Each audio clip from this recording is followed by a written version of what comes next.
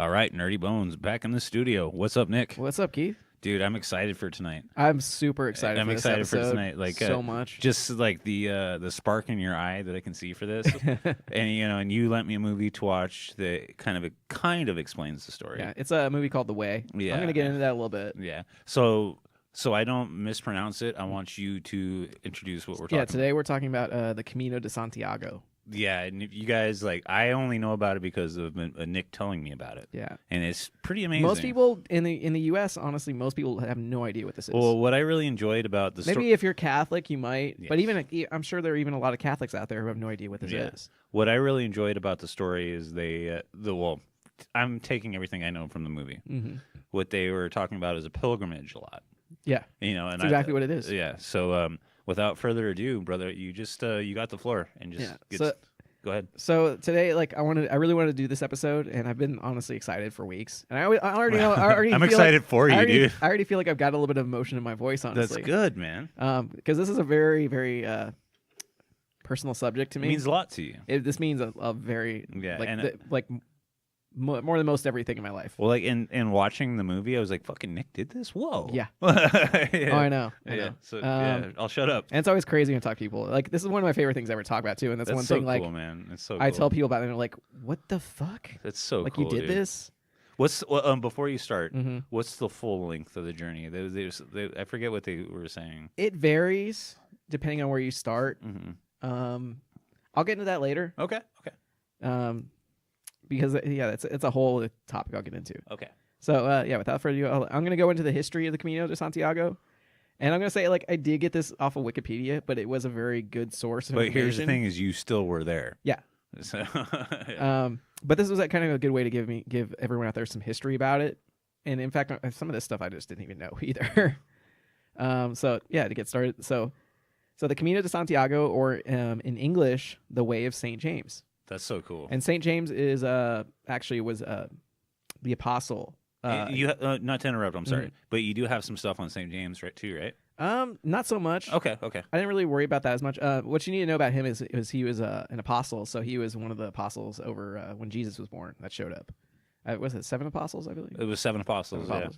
Okay, so it's composed of many different routes that all lead to the same place, Santiago de Compostela, in the northwestern region of Spain.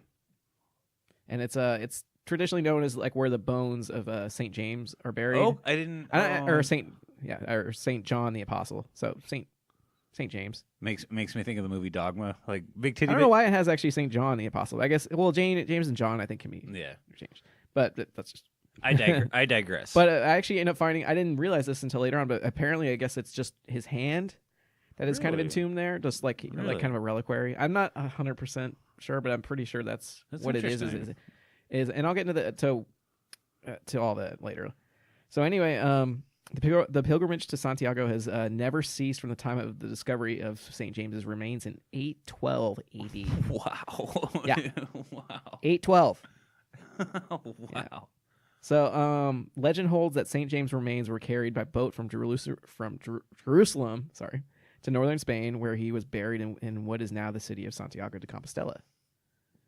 Okay. Yeah, and there's a big cathedral there at the end. Yeah. They actually, I think they just finished restoring it wow. pretty recently. It looks completely different now from when I saw it.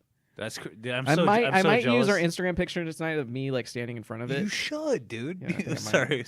Because it is one of my proudest moments. Yeah, that's awesome. Oh, before you continue, tell me what you're drinking. Oh, I work in a restaurant where they sell a lot of wine from around the world, and I end up getting a bottle of Spanish wine. That's awesome. From the Rioja region, which is my favorite region. That's awesome.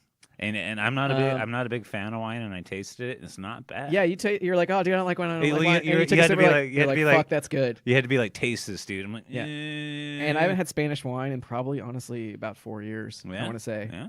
Well, how old were you when you did this? Well, let me tell you about the wine for a second. Am I jumping ahead? Well, give me 1 sec. So, the name of this wine is from a vineyard called Protus. Okay. And in the Rioja region, and I thought it was cool because this guy, I just told this guy what I wanted, and he's like, "Okay, I'll give you this." What to look for. And I looked up where the vineyard's located. It's actually pretty close to my favorite city in Spain, which is Burgos. That's cool. Very cool. Yeah, and so how old was I? Yeah, I'm trying not to jump ahead. 28. Let me see. That's awesome, dude. Yeah. So I walked it 6 years ago, and it was pretty much exactly 6 years ago because I think I started on the 8th or the 9th. That's cool, man. So when we're recording this on the 10th. So yeah, it would have been like 2 days ago. So it was a 6-year anniversary. Man, I didn't realize that. That's so fucking cool, man. And just smelling the wine and tasting it just totally takes me back. Well, I can see it in because your face. They have amazing wines. Well, the listeners out there can't see his face, but I can. You ever had the chance, like anyone out there, like Spanish wine is unbelievably awesome. Well, and I hate wine, but I tasted that. I was like, whoa. Yeah. Like, it's very it warms you up. You use the word. Oh, I lived off this stuff, man, for a month. Well, you use the word earthy. Oh, totally. Yeah. Yeah. Well, one thing that's cool is when you were walking through Spain, you walk past a lot of vineyards, and that was one cool thing I actually came to learn was like I kind of was on a bit of a wine tasting tour. Nice. When I was going through. It was a lot of fun. Did you do the whole thing where they snap your? Oh yeah. Yeah, cool, man. You have to have that actually in order to stay at hostels. You have to have your passport, right? Yeah, your pilgrim's passport. I might get into. I think that's got something I gotta have a little bit later. Okay. But it is. There's this little kind of booklet sort of thing. Yeah, I was seeing with that multiple pages. Just look up pilgrim's passport if you're interested, and you have to get it. You get it stamped wherever you go. Like, and in order to stay at like hostels or refugios. Well, it's albergue or refugio. Which are the traditional two places you would stay? Did you stay at any hostels? The hostel is another word for hostel, I believe, is albergue. Okay. Albergue, I think, pretty much means hostel. Okay. I think primitivo, I believe. And by the way, I'm going to preface this by saying I am horrible pronunciation when it comes to Spanish. You shouldn't be, because I spent almost a month in Spain, and I only learned a few words. I learned how to order my drinks. Oh, there you go. And that was about it. There you go. But I did not mean to derail your story because I really want to hear this. So, yeah. Well, it's all part. It's all a collective thing. Yeah. You know, it's like yeah, I'm going to give you all this, but at the same time, I'm going to talk about it. You know, in my experience. So this is a little bit of a mix of both. It's not just a very straightforward narrative I'm giving you and then talking about it because we got to keep it kind of interesting, right? We're doing a show.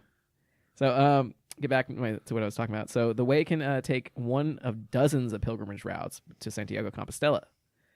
Traditionally, as with most pilgrims, the way of St. James began at one's home and ended at the pilgrimage site. So there were actually people who would literally just leave from their home. They would, like around that time in the Middle Ages, and even still today, people will do it. Well, they'll walk from their homes wherever they are in the world, and they'll walk to Santiago. Shit, dude, I find this very fascinating.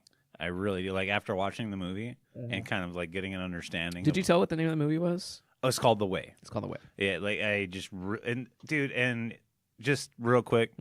This movie, guys, watch it. It's good. I watched it twice. I will say one thing. It is a very it's a heavy. Well, movie. it is. Well, I will say this. And I had someone telling me this on the Camino. It was like it is a very Hollywoodized version of the Camino. Yeah. And I will somewhat agree with it. It kind of is, but they kind of have to tell an interesting story at the same time. Right. So I get that. Right. Well, like the gist of the movie is Martin. Well, you know what? I'll shut up. Well, let's get into that later. I want to, yeah. And that's. I'm just giving Nick the thumbs up. I just don't want to derail it with that. Yeah. We'll get to it later, though. Yeah, when I get more into talking about it. So the way can, yeah. So sorry, I got to find out where I'm at. So traditionally, as with most pilgrimages, the way of St. James began at one's home and at the pilgrimage site. However, a few of the routes are considered main ones. So during the Middle Ages, the way was highly traveled.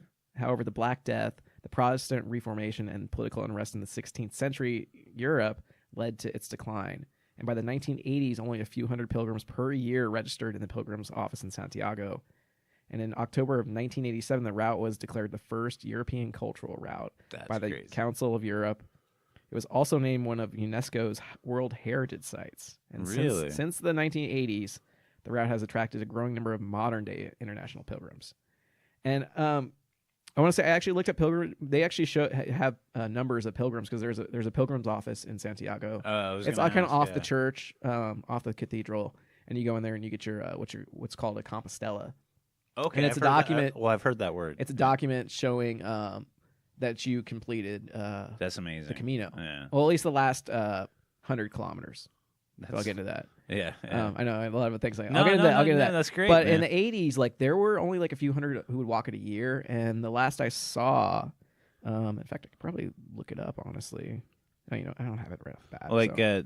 you're... But the last I saw, it was around like 180,000, something like that. In fact, it might be higher. Well, like, it's not quite the same thing, but one of the things I've actually been looking into because of like my whole Bigfoot obsession, I found a way to bring it in. But as like I've actually been looking into doing the Appalachian Trail. Yeah. I don't think it's quite as long as Camino. How long is it? I don't know off the top of my head, but like I know a lot of people that have completed it. But it's not nearly on the same scale of whatever. It's just no, it's because isn't that from like where is it from? Virginia to Georgia? Yeah, Virginia to Georgia. Yeah, and it's the thing is just like markings the whole way. And is that the case on Camino? Yeah, it is actually. Along the most traveled routes, you actually have yellow arrows that point the way. Oh, and cool! There's a lot of little stone structure type things that point towards there. Yeah. And the symbol of the Camino is the scallop shell. Oh, it's like a yellow scallop shell that's kind of done in it can be like done in kind of like a blue background, or it can be like opposite. That's cool, man. But yeah, I actually have some numbers. I looked up.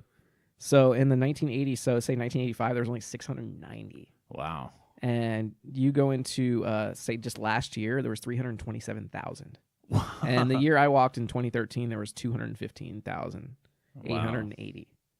So you were one of that number. I was. Yeah, that's cool. It's actually kind of cool to say. Yeah.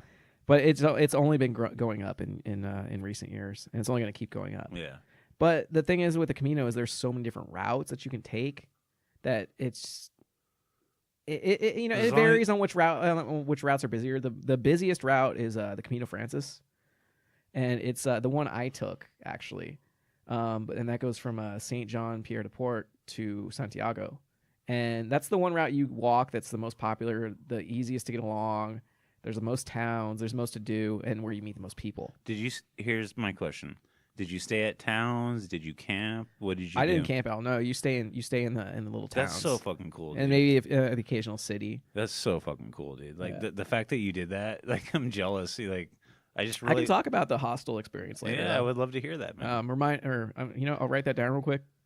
Because it's at the end, just so we don't forget it. It's just really cool that you took that and did it. You know what I mean? Like, because like I've been camping for like 13, 14 days at a time, but I've never like walked that distance. Oh, no, right? But continue. Let me find my spot.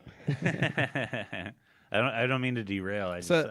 There's another thing. So whenever St. James Day, which is July 25th. So that's actually one thing. It's a feast day. I'm guessing.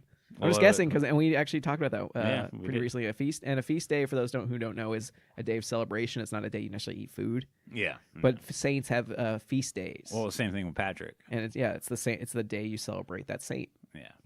So whenever St. James Day, July 25th, falls on a Sunday, the cathedral declares a holy year or a jubilee year.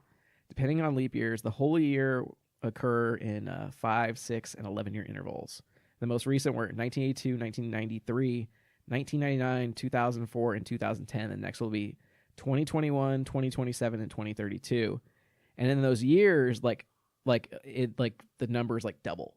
Oh, wow. Because the last one was 2010. So to give you some perspective, so in 2009, 145,000 people walked, and in 2010, 272,000 walked. Oh my god! But then in 2011, only 179,000 walked. Really? So that just shows you the jump, because people want to do it during like holy years, because that makes sense. More meaningful, I suppose. So the main pilgrimage route to Santiago follows an early Roman trade route, I didn't know that. Yeah, which continues to the Atlantic coast of Galicia, ending at Cape Finisterre, which is important to a lot of people, because it's a lot of people. And I'll probably add a little bit. I'm going to add a little bit more in a second.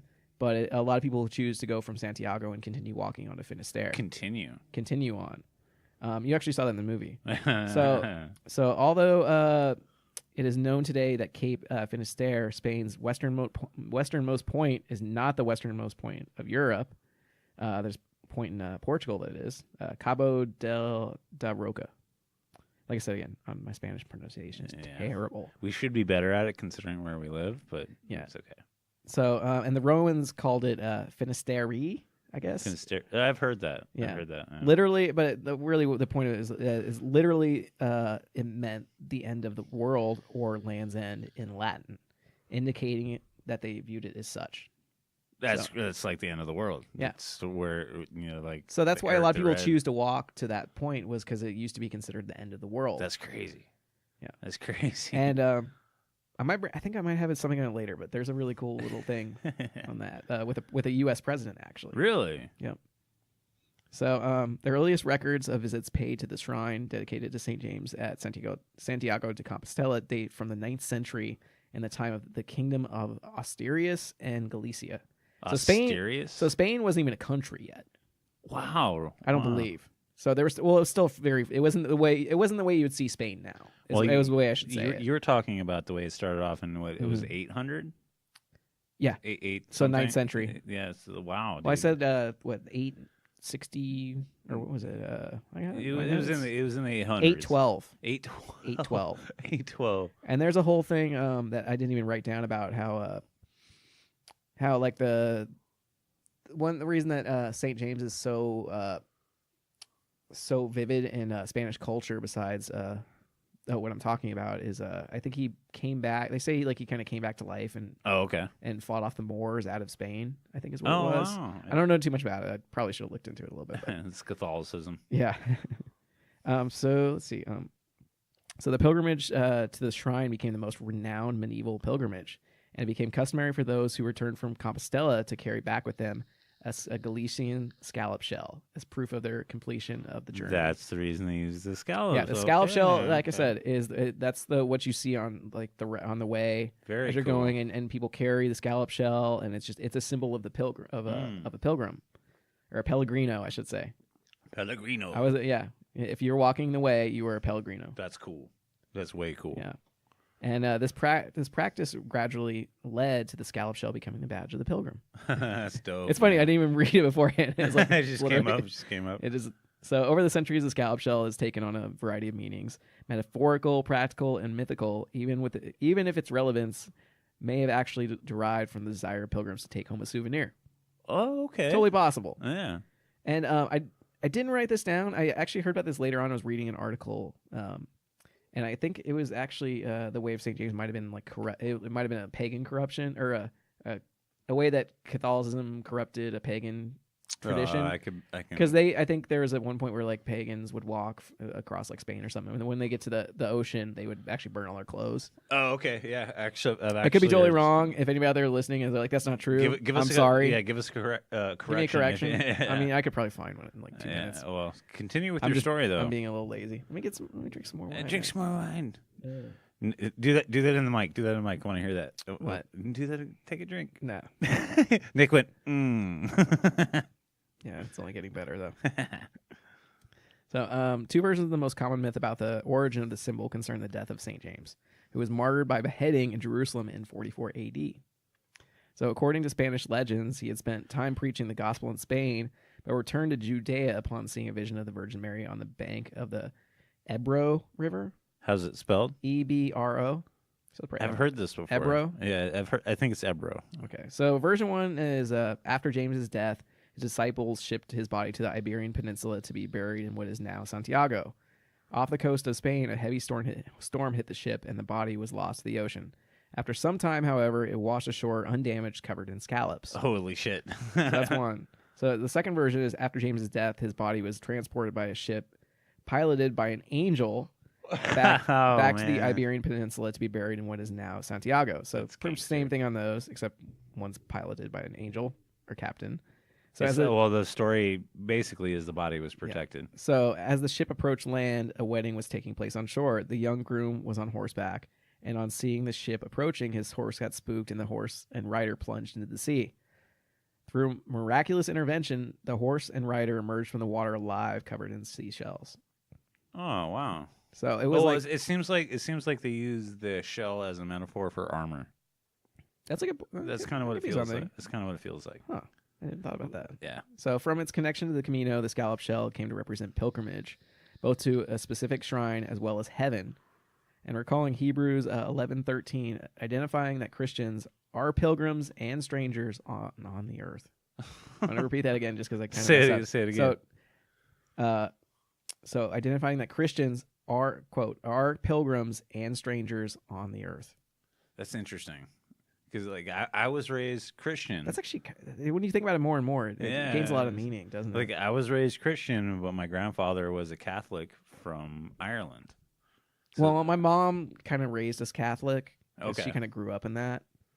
And then my dad he never was a churchgoer at all. Like he's like, I don't want to, because he was never like instilled with that. Like he was baptized Catholic. Yeah, I was too. But my grandparents never like made him go to church or anything. Right. I mean, I don't know the and whole like story. growing up, I should ask my grandmother about that one day. Yeah, actually. And growing up with an Irish Catholic preacher as a grandfather was kind of interesting.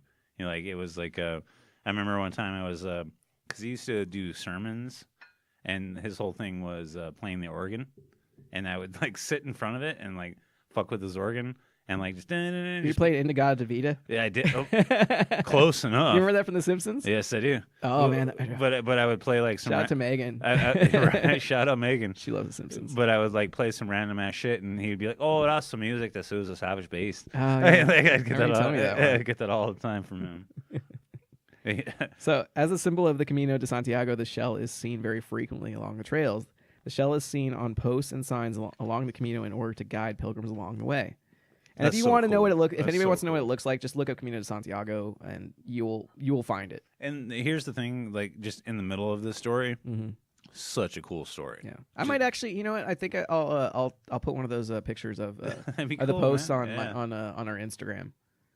Definitely use that image that you have of yourself. Oh no, I'm gonna use that. It's gonna be the main one probably. Yeah. All people are like, "Oh, did you just finish that?" And I'm like, "No, this was from a few years ago." Yeah. So let's see. The shell is even more commonly seen on the pilgrims themselves. Wearing a shell denotes that one is a traveler on the Camino de Santiago, which I already alluded to. So most pilgrims receive a shell at the beginning of their journey and either attach it to them by sewing it into their clothes, or wearing it or onto their clothes, or wearing it around their neck, or simply by keeping it in their backpack, which is what you actually most see is people having it on their backpack. Right. And the scallop shell also serves practical purposes for pilgrims on the Camino de Santiago. The shell was the right size for gathering water to drink. Oh, there you go. Or for eating out of as a makeshift bowl. That's fucking so cool. And I want to say this is kind of bad, but I think there was only maybe once or twice when I first started walking that I could have actually gotten a shell. Oh, okay. I just never like saw one to buy. So when I I actually didn't. I bought a couple of those shells in the airport on my way home. Yeah, I did actually. So I did do that. That was I know it's bad, but dude, you were there. You know, like here's the thing: is you were there. Yeah. You know, you can't sell that short. Also, I think I took one or two of them. I bought I think I bought like 2 or 3, and I gave like one of them like friend or something. That's cool, man.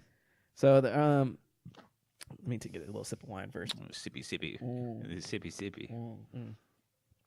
This wine just keeps getting better, honestly. I bet. It puts me in the mindset, man. It really does. Like just sipping this. Well, it's like what we were talking really about. Takes me back. What were we talking about earlier? Like the sensory. Oh, the sensory memory. Yeah. Yeah. The sight of smell and taste is more powerful than anything when it comes to bringing memory back. And that's kind of amazing. I think it's very, very. Well, it's proven. It's proven. Because like I have like this is way off topic, but like I've been a martial artist most of my life. But you say that like every week, man. Well, it's true though. Yeah. But like anytime I step into a dojo, there's this thing about the smell. Oh yeah. Of a dojo of like people sweating. It puts you in a mood. Yeah. It gets me. It's like I'll be nervous and I'll step in there. And I'm like, whoa.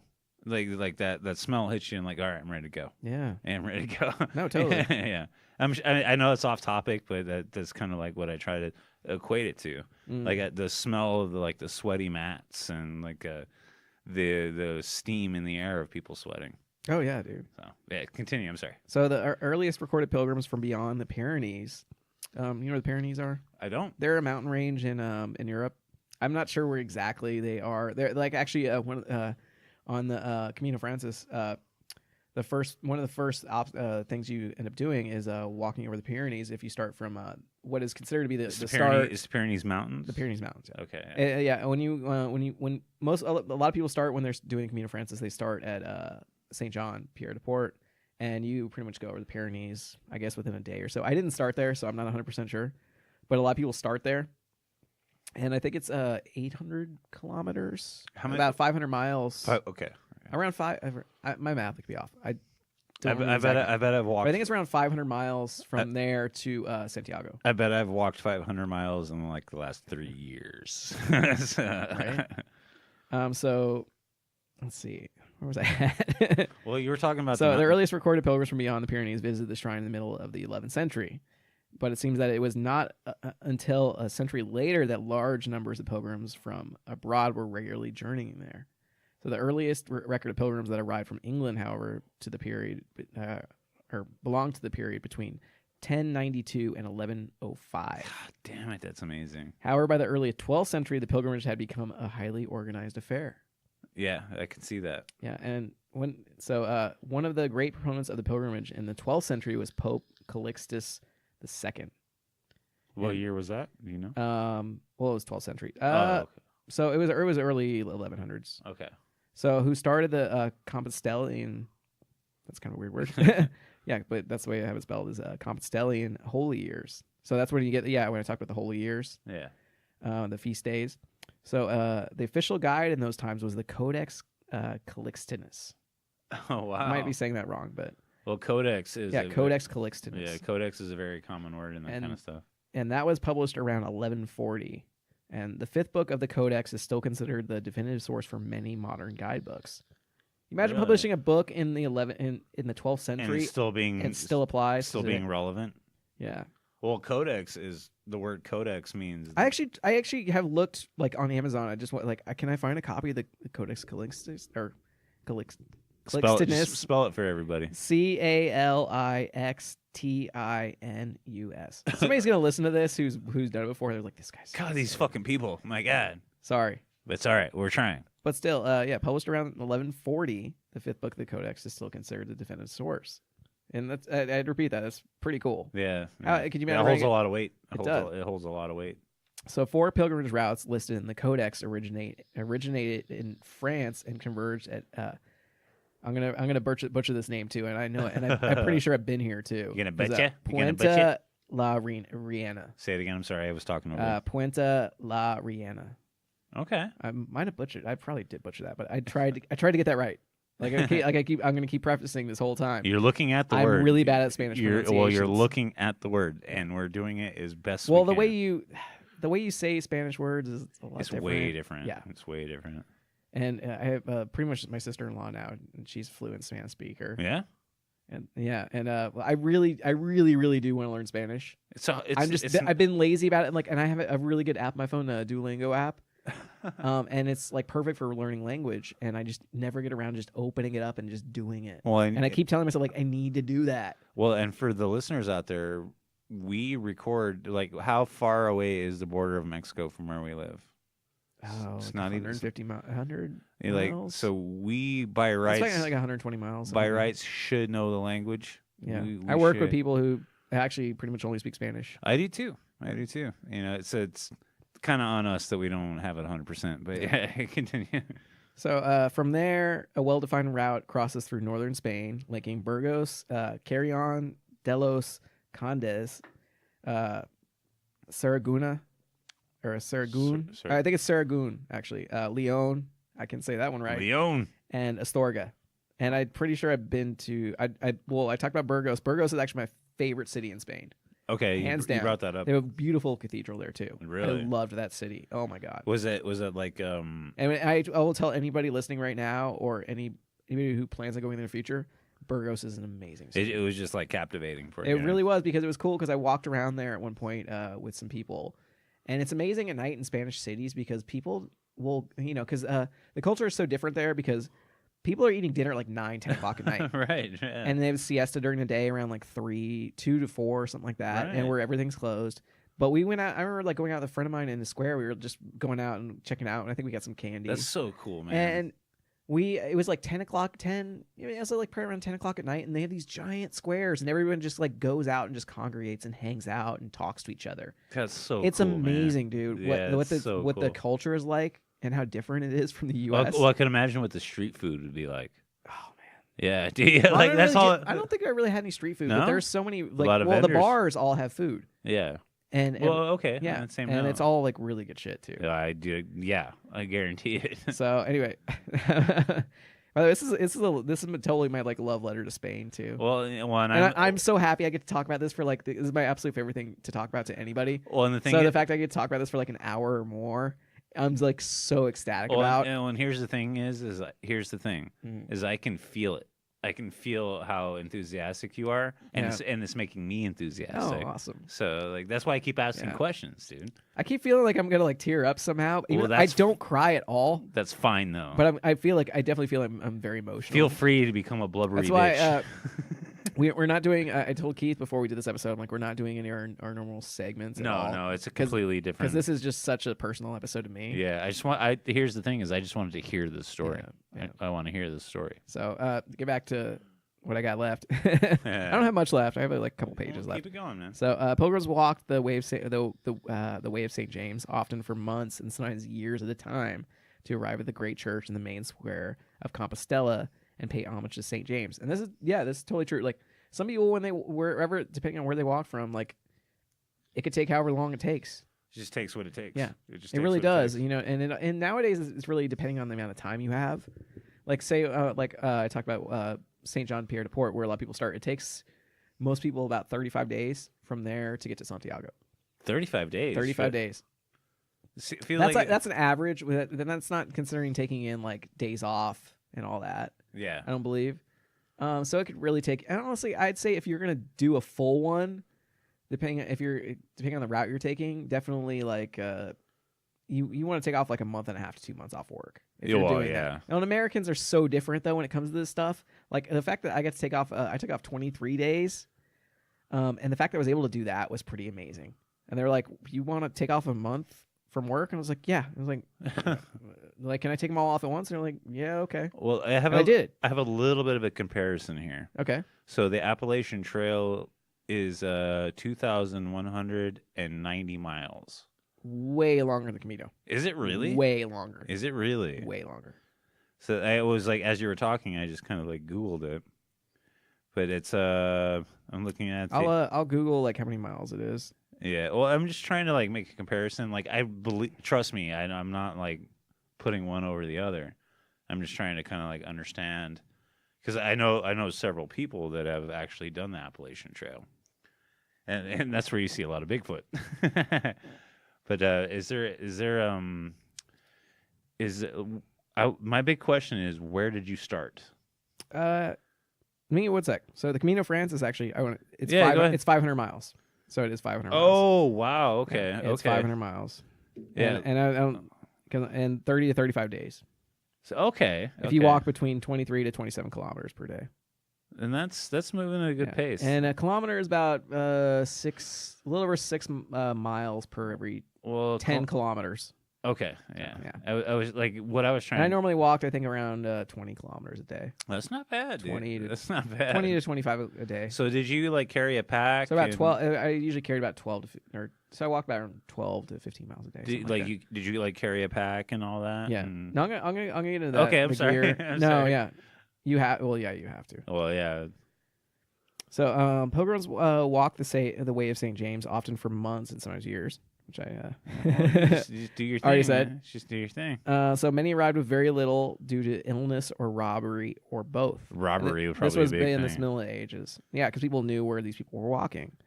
So traditionally, pilgrims lay their hands on the pillar just inside the doorway of the cathedral, and so many now that have done this, it has visibly worn away the stone. Yeah, I can believe it. Pretty crazy, right? Thousands of years of people doing this. Yeah, thousands of years. I remember too. I totally forgot to touch the statue.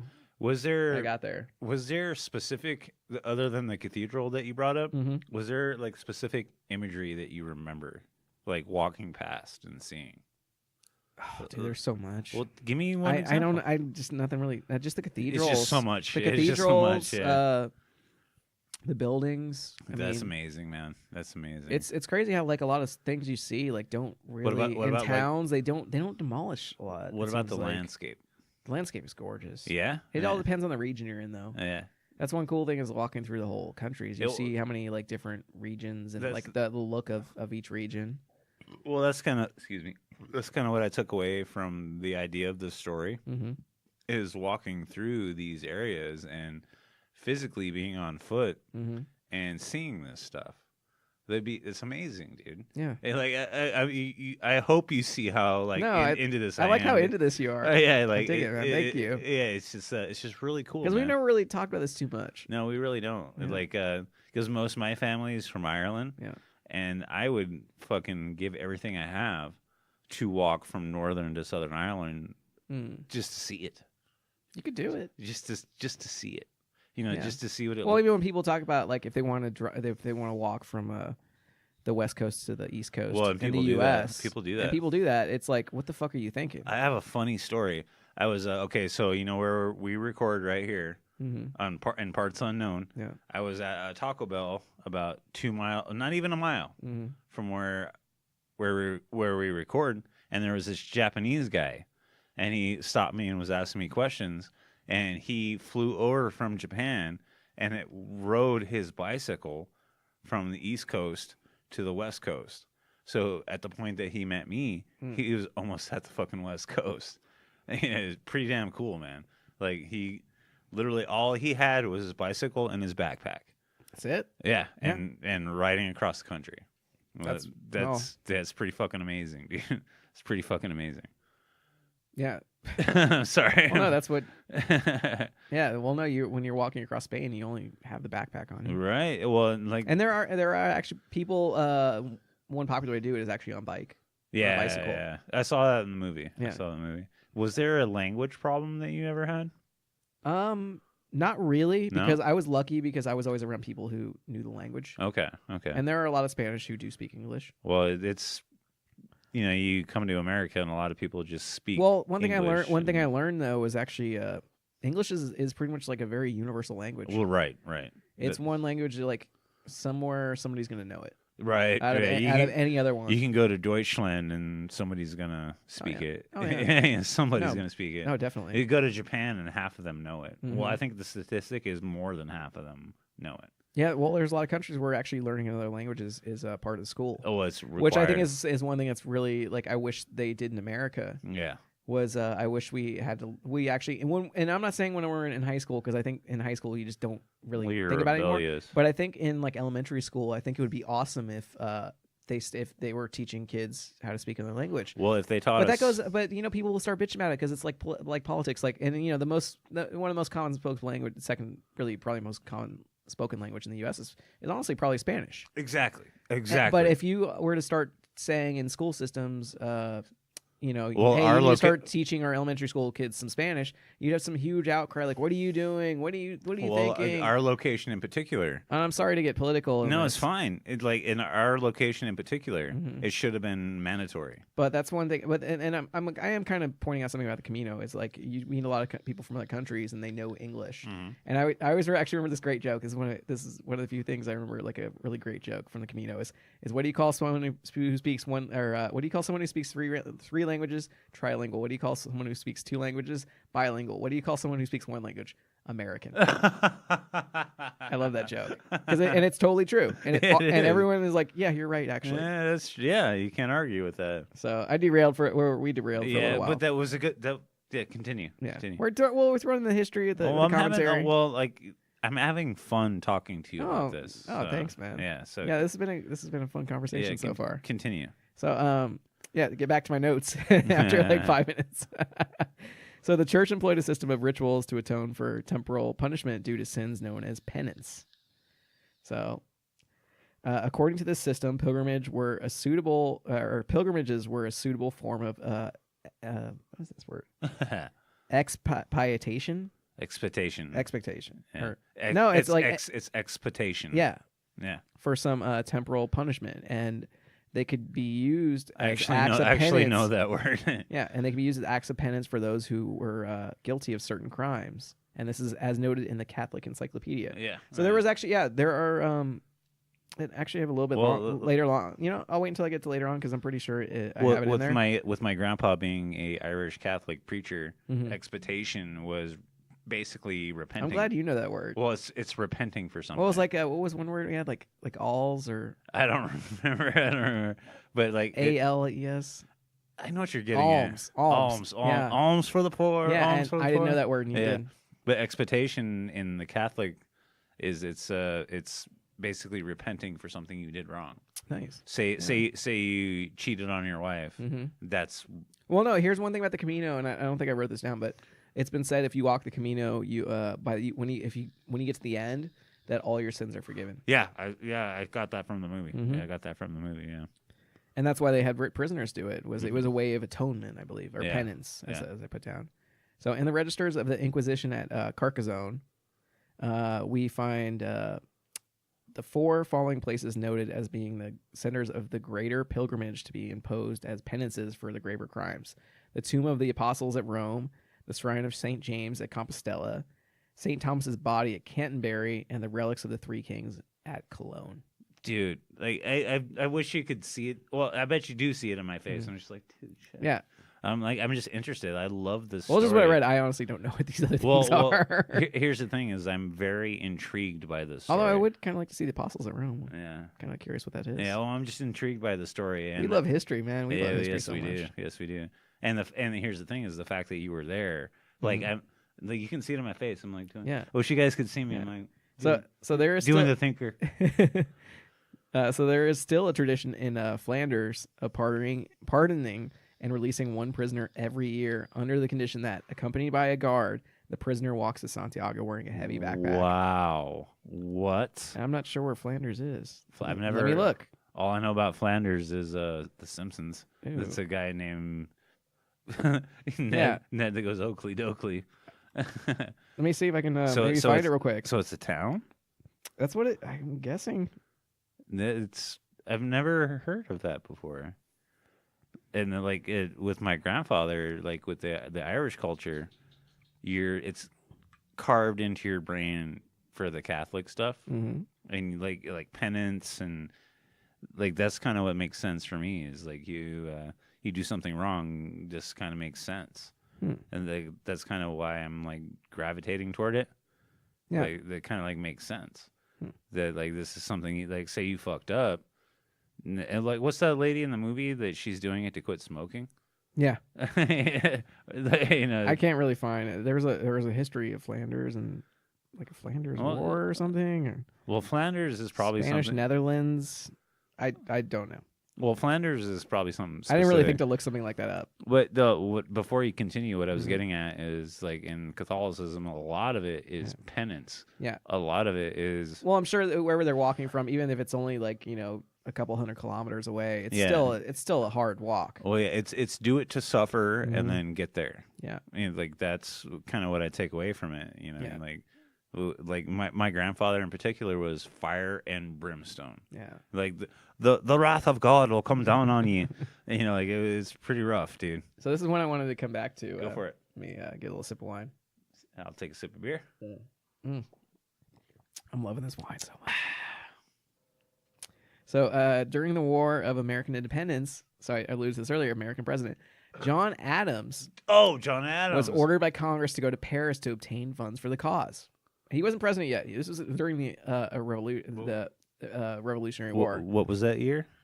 Well, in the 1760s, 1770s. Okay. Yeah. Well, the Declaration of Independence was signed in 1776. Yeah. Okay. So in the 1770s, I guess. Oh, I actually do have the year.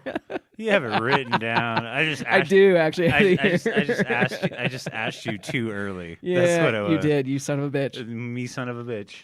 So his ship started leaking, and he disembarked with his 2 sons in Finisterre in 1779. Yeah, and as you remember earlier, Finisterre was considered the end of the world. Right. And so from there, he proceeded to follow the way of St. James in the reverse direction of the Pilgrim's route in order to get to Paris overland. Shit. So yeah. So, but he did not stop to visit Santiago, which he later came to regret. Really? Yeah. So he actually did the reverse Camino, which actually a lot of people. That sounds like a sexual position, but continue. But no, there are a lot of people out there who they walk the Camino and then they will actually walk it back. Right in the reverse. movie. In the movie, that guy mentioned that. Yeah, there are people who do that. I just couldn't imagine doing that myself. Dude. So One, because I don't have the time, but what was the 2, mileage? I'd honestly want to just take a bus back to another route and just walk that. So like, seem more interesting to me. But I'm offhand, I'm having trouble remembering like the mileage of Camino, but doing it twice would be a lot. That's dude. 1,000 miles. That's a lot, dude. Well, if you're walking the Camino Francis, Yeah. I did run into a few people that were walking back, but it's it's a lot different. That's for sure. Because you already did it. Yeah, you already did it. But it's just something that people do. Well, and that shows. Well, the Camino it's a very spiritual experience. I could see that. And I definitely have had times where it was very spiritual. I believe it, dude. I remember a specific day in particular. I don't remember the exact day, but I remember I was walking, and my dad had just died about a year or so earlier, maybe 2, and so I was walking one day, and I honestly felt like my dad was walking with me. I was even kind of picturing him like right next to me, like doing it. I love that shit. I love that shit. And it was a very emotional day for me. I bet. I mean. Yeah, I just don't know. I don't know what to say dude, about it. Like, you don't have to. Yeah. Like, you don't have to. Like, I can imagine. I had forgotten about that day for a long time, and then all of a sudden, it just came back to you. Yeah, it just came back to me one day. Well, that's heavy shit, dude. And if people don't respect that, like, you kind of need to do a pilgrimage yourself. Yeah. I'm gonna talk about the daily routine I had. Okay, yeah, I want to hear. I'm hoping I'm not gonna forget anything I've mentioned. Like, I'm gonna talk about that later. I'm gonna talk about that later. So hopefully it won't. I've been writing notes as we're going. So. So, although it is commonly believed that the pilgrimage to Santiago has continued without interruption since the Middle Ages, the revival of the pilgrimage was supported by the Spanish government of Francisco Franco, which is like not really the best thing. So, because he was not a good guy, no, by any means. No. Well, no. He said no. You want to know about Franco? Yeah, Franco was a very, very bad guy. He kind of was a black mark on it. No Nazis. Ooh, god damn it. Okay, yeah, we'll move forward. I don't know much about Franco, but he was not a good guy. Yeah, fuck that. Fuck Nazis. Yeah. So I'm not gonna get into that. If I have any Spanish listeners listening, yeah. So much inclined to promote Spain's Catholic history, it has only been recently, the 1990s, that the pilgrimage to Santiago regained the popularity it had in the Middle Ages. And since then, hundreds of thousands, over 300,000 in 2017, of Christian pilgrims and many others set out each year from their homes or from popular starting points from across Europe to make their way to Santiago to Compostela. Most travel by foot, some by bicycle, and a few travel, as some did, on a horse, right? Yeah, as their medieval counterparts did, on horseback or by donkey. And in addition to those undertaking a religious pilgrimage, many are hikers who walk the route for travel or sport. Much respect. Also, many consider the experience a spiritual retreat from modern life. That's awesome, dude. That's fucking awesome. Which I completely agree with. And I might have seen maybe 1 or 2 people walking on horseback. Yeah. It's tough because there are times on the Camino where you are actually... It sucks to say this, but there are there's a decent number of times where you're walking on the side of a road or a highway. I believe it. It sucks. I believe it. And man. I saw something. It was kind of like those used to not be there, but the Camino took such a route that was like perfect for like roads. Well, it got modernized. That they paved roads through it. Yeah. And at the time, they weren't thinking about that. Yeah. They weren't thinking about trying to keep that. I see what you mean. History. I see what you mean. So that's why the Camino will follow along those roads a lot of times. It was still a path. What it is it is a path. It just sucks because you are literally like walking next to like cars passing by you. Fuck. Yeah. And you have that traffic, and you just kind of get that modern like kind of. Well, to me, it's like or you even might have a path that's just like you're either on the road, but then you have paths that are like right near the road. So you're constantly just seeing cars and trucks go by. Right. To me, like the analogy that I want to make is like going camping without a campfire. It's not camping. Do you see what I'm saying? Mm-hmm. Like if you go camping without a fire because of the time of year, fuck that. Yeah. So I'm just about done. I'm pretty much done with everything I have. I'm gonna read. So if you walk the Camino, and like I said, you only technically have to walk the last 100 kilometers to get to Compostela. And I mean, there are some people who do it just to get that. Right. I think I've heard stories of people like they'll go in their car and they'll just stop at certain points to get like stamps. Boo-foo. So they can get that Compostela. And then there are like people who like will bus into so 100 miles on the Camino Francis or 100 kilometers from Santiago. I think it's like actually 110. But is this a little town called Sarria? It's Sarria. I didn't even read that. I was actually going to say that from memory, and because I actually had to I had to travel from Lyon to Syria because I just didn't have that much time left. I had like 5 days left to walk, and that's where I knew I needed to go to be able to get my Compostela, because that's what I wanted most, or that I wanted that. So, but there are people who just kind of come in at that point and just start walking from there because they want that. They want that. Like, then there is actually like, like school kids who just like doing it. It's an easy one to do. They do like a week. They take a walk for 5 days, and you go past like, people who are just kind of tourists or whatever. And it seems cheap, man. It seems cheap. It's something you do have to deal with, when you're walking Camino. It's just something about it. And it has gotten a little commercialized. I will totally say that. But if it wasn't commercialized, but you know what? It's about the experience to you, though. Yeah. I mean, yeah, that's there. Yeah. It happens. But it's really, and it doesn't matter what they're doing. It's not about what they're doing. It's not about what they're doing. It's about your journey. Yeah, exactly. That's what matters, it was your journey. Yeah. So even if and it sucks because these people sometimes will make you have a shittier time, and they will remind you of the modern world that you were trying to get away from. It sucks. Yeah. But it's just a part of it. Yeah. Yeah. So the last thing I'm going to mention is, before I get into all the commentary, even though we've already done a ton of commentary during this. Well, so, I've had. Before you continue, I've had a lot of fun with this. Oh yeah, dude. And I really enjoy listening to your experience, dude. This is like one of the only ones we've done where it's like all me doing it too. Dude, this is you're bearing your soul, and I really enjoy it. I really enjoy hearing this, dude. Like I said, like when I started, this is very personal. Yeah, thing for me. yeah. So that's what kind of why I've refrained from the dirty jokes. Yeah. So if you make it to Santiago, and all you have to do is get the stamps. Honestly, right, because they look at the stamps, see, like, okay, where'd you come from? Yeah. I need to make sure you walked the last 100 kilometers. So anyway, if you get there and you go to the office and you go to get a Compostela, you get one, and it reads there's two different kinds. There's a one for walking for religious reasons, and there's one for like walking for just like regular, just to do it. I'm not even actually sure which one I got, but you got it though. Yeah. But the religious one, it reads, the chapter of this holy agnostic and metropolitan church of Compostela, guardian of the seal of the altar of the blessed Apostle James, in order that it may provide authentic certificates of visitation to all the faithful and to pilgrims from all over the earth who come with devout affection or for the sake of a vow to the shrine of our Apostle St. James, the patron and protector of Spain, hereby makes known to each and all who shall inspect this present document that, and you put your name, and then they put your name, and they actually put your name in Latin. By the way, this whole document is written in Latin. Yeah. So when you get it, you just can't fucking read it. You have to take their word. And but it's cool. They write your name in Latin. It's pretty dope. So has visited this most sacred temple for the sake of pious devotion. As a faithful witness of these things, I confer upon him or her the present document, authenticated by the seal of the same holy church, given at Compostela on the day, the day of the month of in the year of the Lord, and the deputy canon for pilgrims. I guess that is the one who signs it. I'm sorry, I'm like kind of reading it verbatim of like, those things like oh yeah.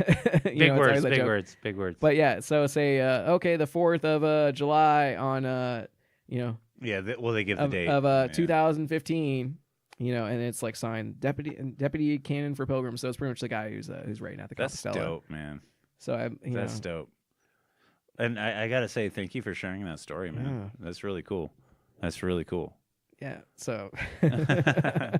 Well, and I realize it holds heavy with you. I definitely get that. And that's. No, and honestly, getting the Compostela was, to me, it was pretty much the most important document I've ever received. I believe in my it. life. I can honestly get a diploma or certificate from a university, and it would not be as important to me. Yeah, I believe that. I believe that. Yeah.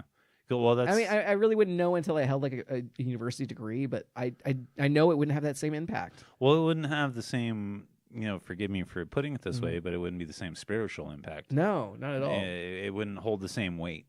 It wouldn't hold the same weight of like even if you got a doctorate it wouldn't hold the same weight for you. What it would be? No, not at all. Do you get what I'm saying? Oh yeah. It wouldn't hold the same exact weight. No, not at all. So now we almost made an hour so far. Yeah. So but now this is normal where we normally kind of break right. and go into stuff. But now I'm just gonna go into more commentary now, and I hope you've enjoyed it so far, and I hope you continue on and maybe learn a little bit more of what my life, because this is gonna be all about like what my experience was like. Mm-hmm. I've already been talking about it, but this is honestly just gonna be focused on that. Mm-hmm. So I hope you enjoy it. And the first thing we're gonna get into is the many routes you can take on the Camino de Santiago. So like I referred to before, the busiest route is the Camino Francis.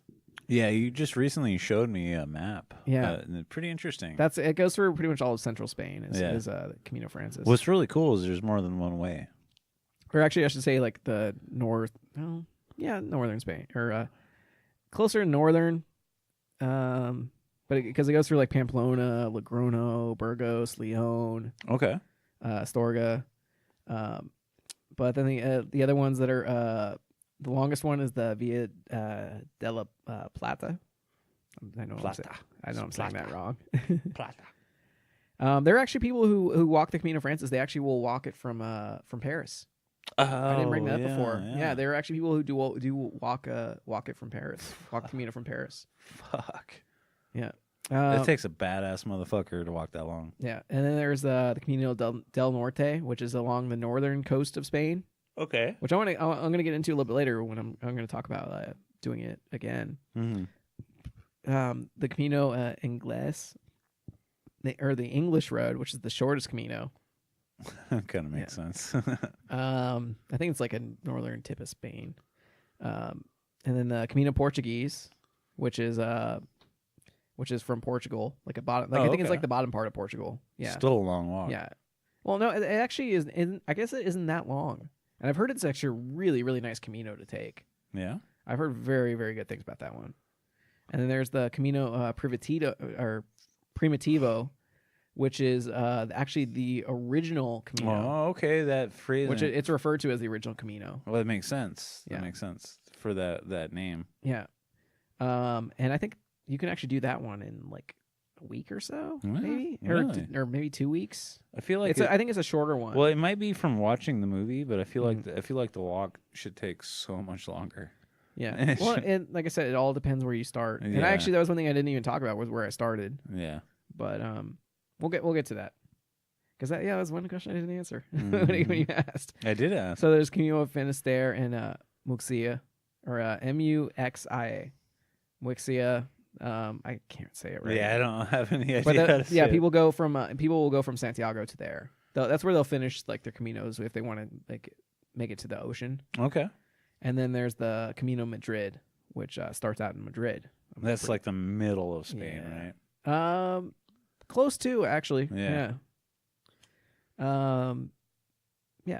Well, like, and there's honestly like a few more. I could totally like. There's a lot. So I'm just curious what Viva de Plata is. Well, like the big question, like I just don't have time to even look through all these. Well, the big question that I have, like you brought this up, but I want to ask you what inspired you to do it. Am I jumping ahead? No, actually, you're not. You're not. I want to ask what inspired your journey. So what inspired me was actually the movie, The Way. Yeah, I can believe it. And I can believe it. I think that was actually and I think for a lot of people, that was the first the exposure they had to the Camino. My first exposure, other than you telling me about it. No, definitely. I honestly, you asked me earlier, like, how'd you hear about this movie? And I honestly couldn't remember. It's such a good fucking movie, man. I honestly couldn't remember, and I honestly think I probably just watched on Netflix randomly. When you've told me about it before. Yeah, I think it was just something that was on Netflix, and I just watched it, and it was weird because I watched the movie, and I instantly was like, I want to do that. Yeah, so it gave you a spark. It really did, and it's really strange for me because I even said to my roommate at the time, who's still one of my best friends in the world, and I told him, I was like, dude, like, I'm gonna do this. Like, I'm gonna walk this. Yeah. And I might have had him watch it. I don't remember, but he's like, "Oh, what is it?" And I was like, "Oh, it's this walk through Spain." He's Right. like, "What?" And I was like, "Yeah." But you followed through. And I was like, you followed through. Yeah, You did it. Well, yeah. So I'll tell the rest of the story. Like, so I decided, I was like, I'm gonna do this, and I never had anything like that in my life. It was just something that was like, I knew I needed to do it. Yeah. And I know it's like one of those kind of cliche stories, but it was just something I saw it and I was like, I want to do that. And I never done anything like that before in my life, ever. Well, yeah, and it's kind of an amazing thing. Like, you just did it. And I will say, like, the movie is it is totally Hollywoodized a little bit, and I think I might have said that earlier. Yeah, you did. Yeah. Okay, I couldn't remember if we recorded that or not. Because if you watch the movie, it's like it definitely has like certain parts of different routes. I can tell, are from different areas. Are you familiar with any of the areas in the movie? Maybe a couple. Yeah. Not many though. Like I kind of didn't recognize them. Okay. I think I think they just kind of went to where like it just looks cinematically best. That makes sense. Yeah. Which is it's a movie. I don't fault them for that. It's a movie. But you know what? The overall theme of the movie and the story, and actually the biggest thing I think they got right was the companionship you feel with other people. I was gonna get on that because they got that right. Yeah. Completely. Where you hook up with people that are just at the same point that you are. Yeah. Yeah, and I picked up on that. You meet so many people from all over the world. Yeah. I would normally eat dinner with people from like 5 different countries. That's cool. And I always thought that was fucking amazing. Yeah, that's so cool, man. That's so cool. I'd meet someone from this country like 1 hour, and the next country meet someone from another country, and the next hour I'd meet something from another country. I'd all of a sudden just sit down and have a drink for at noon. I'd be like, oh, I want a glass of wine. And they'd be like, oh, where are you from? You just meet someone at a bar while you're walking the Camino. It's like, oh, where are you from? Oh, I'm from Sweden. I'm from Australia. Yeah. I'm from Korea. I guess there's actually a lot of people from Korea who walk it too. Well, I know, when you were saying that, I noticed earlier instead of saying Germany, I said Deutschland. Yeah, but that's just Germany. That's just like the word. Switzerland. Yeah. I met people from all over the world. Yeah, I would normally eat dinner with people from like 8 different countries and loved it. Well, and like the handful of times, I'm just kind of piggybacking on what you're talking about. The handful of times I've got to go to Ireland to hang out with my family, it's so crazy. No, it's so crazy to like. I had an Irish guy who actually I had long hair and he convinced me to cut it, and I've had short hair ever since. Really, yeah, really, an Irish guy, yeah. Really. Like what I was getting at is like going and hanging out with my family. They're so different. Yeah, they're so different. Yeah. Like that was one thing I learned actually was how many different accents there are, dude, in Ireland. Dude, it's not even funny. It's crazy. Like I have a cousin. Well, I learned about dialects too. Yeah, we don't think of dialects in the U.S. at all. Like there's really no dialect. There's no dialects in the U.S. No, there is. The closest thing I can see is like Cajun, or if you go to South Dakota, you go to Minnesota. That's more Boston. that's more just like just regional speak. Well, that's not really dialect. Yeah, well, I've gotten really interested in that. Yeah, like you go, but then you talk. I remember talking to a guy from Sweden, and he's like, "Oh yeah, well, first of all, he's like, oh, I go to Scotland. I have no idea what these fucking people are saying." I'm always actually really good about picking out being able to hear, I've always been able to. I've always been really good about knowing what Scottish are saying. Yeah. Even though I've never actually been there, but that they were then talking about it. Yeah, they were like, oh yeah, we're from Sweden, and there's like a certain place there are certain cities we can go in Sweden where we have no idea what they're saying. Exactly. Yeah. Like well, in the Galician region of Spain, they actually have their own language in Galicia, and then even in the Basque region of Spain, they even have like their own language. And the Basque people in Spain, I actually learned about this last week. The Basque people are considered some of the oldest people. They've been like one of the oldest cultures in the world. They're considered one of the oldest kind of people in the world. And they've been trying to break away actually from Spain for years. Interesting. There's I remember like Free the Basque Country being like spray painted on walls and stuff. I remember seeing that.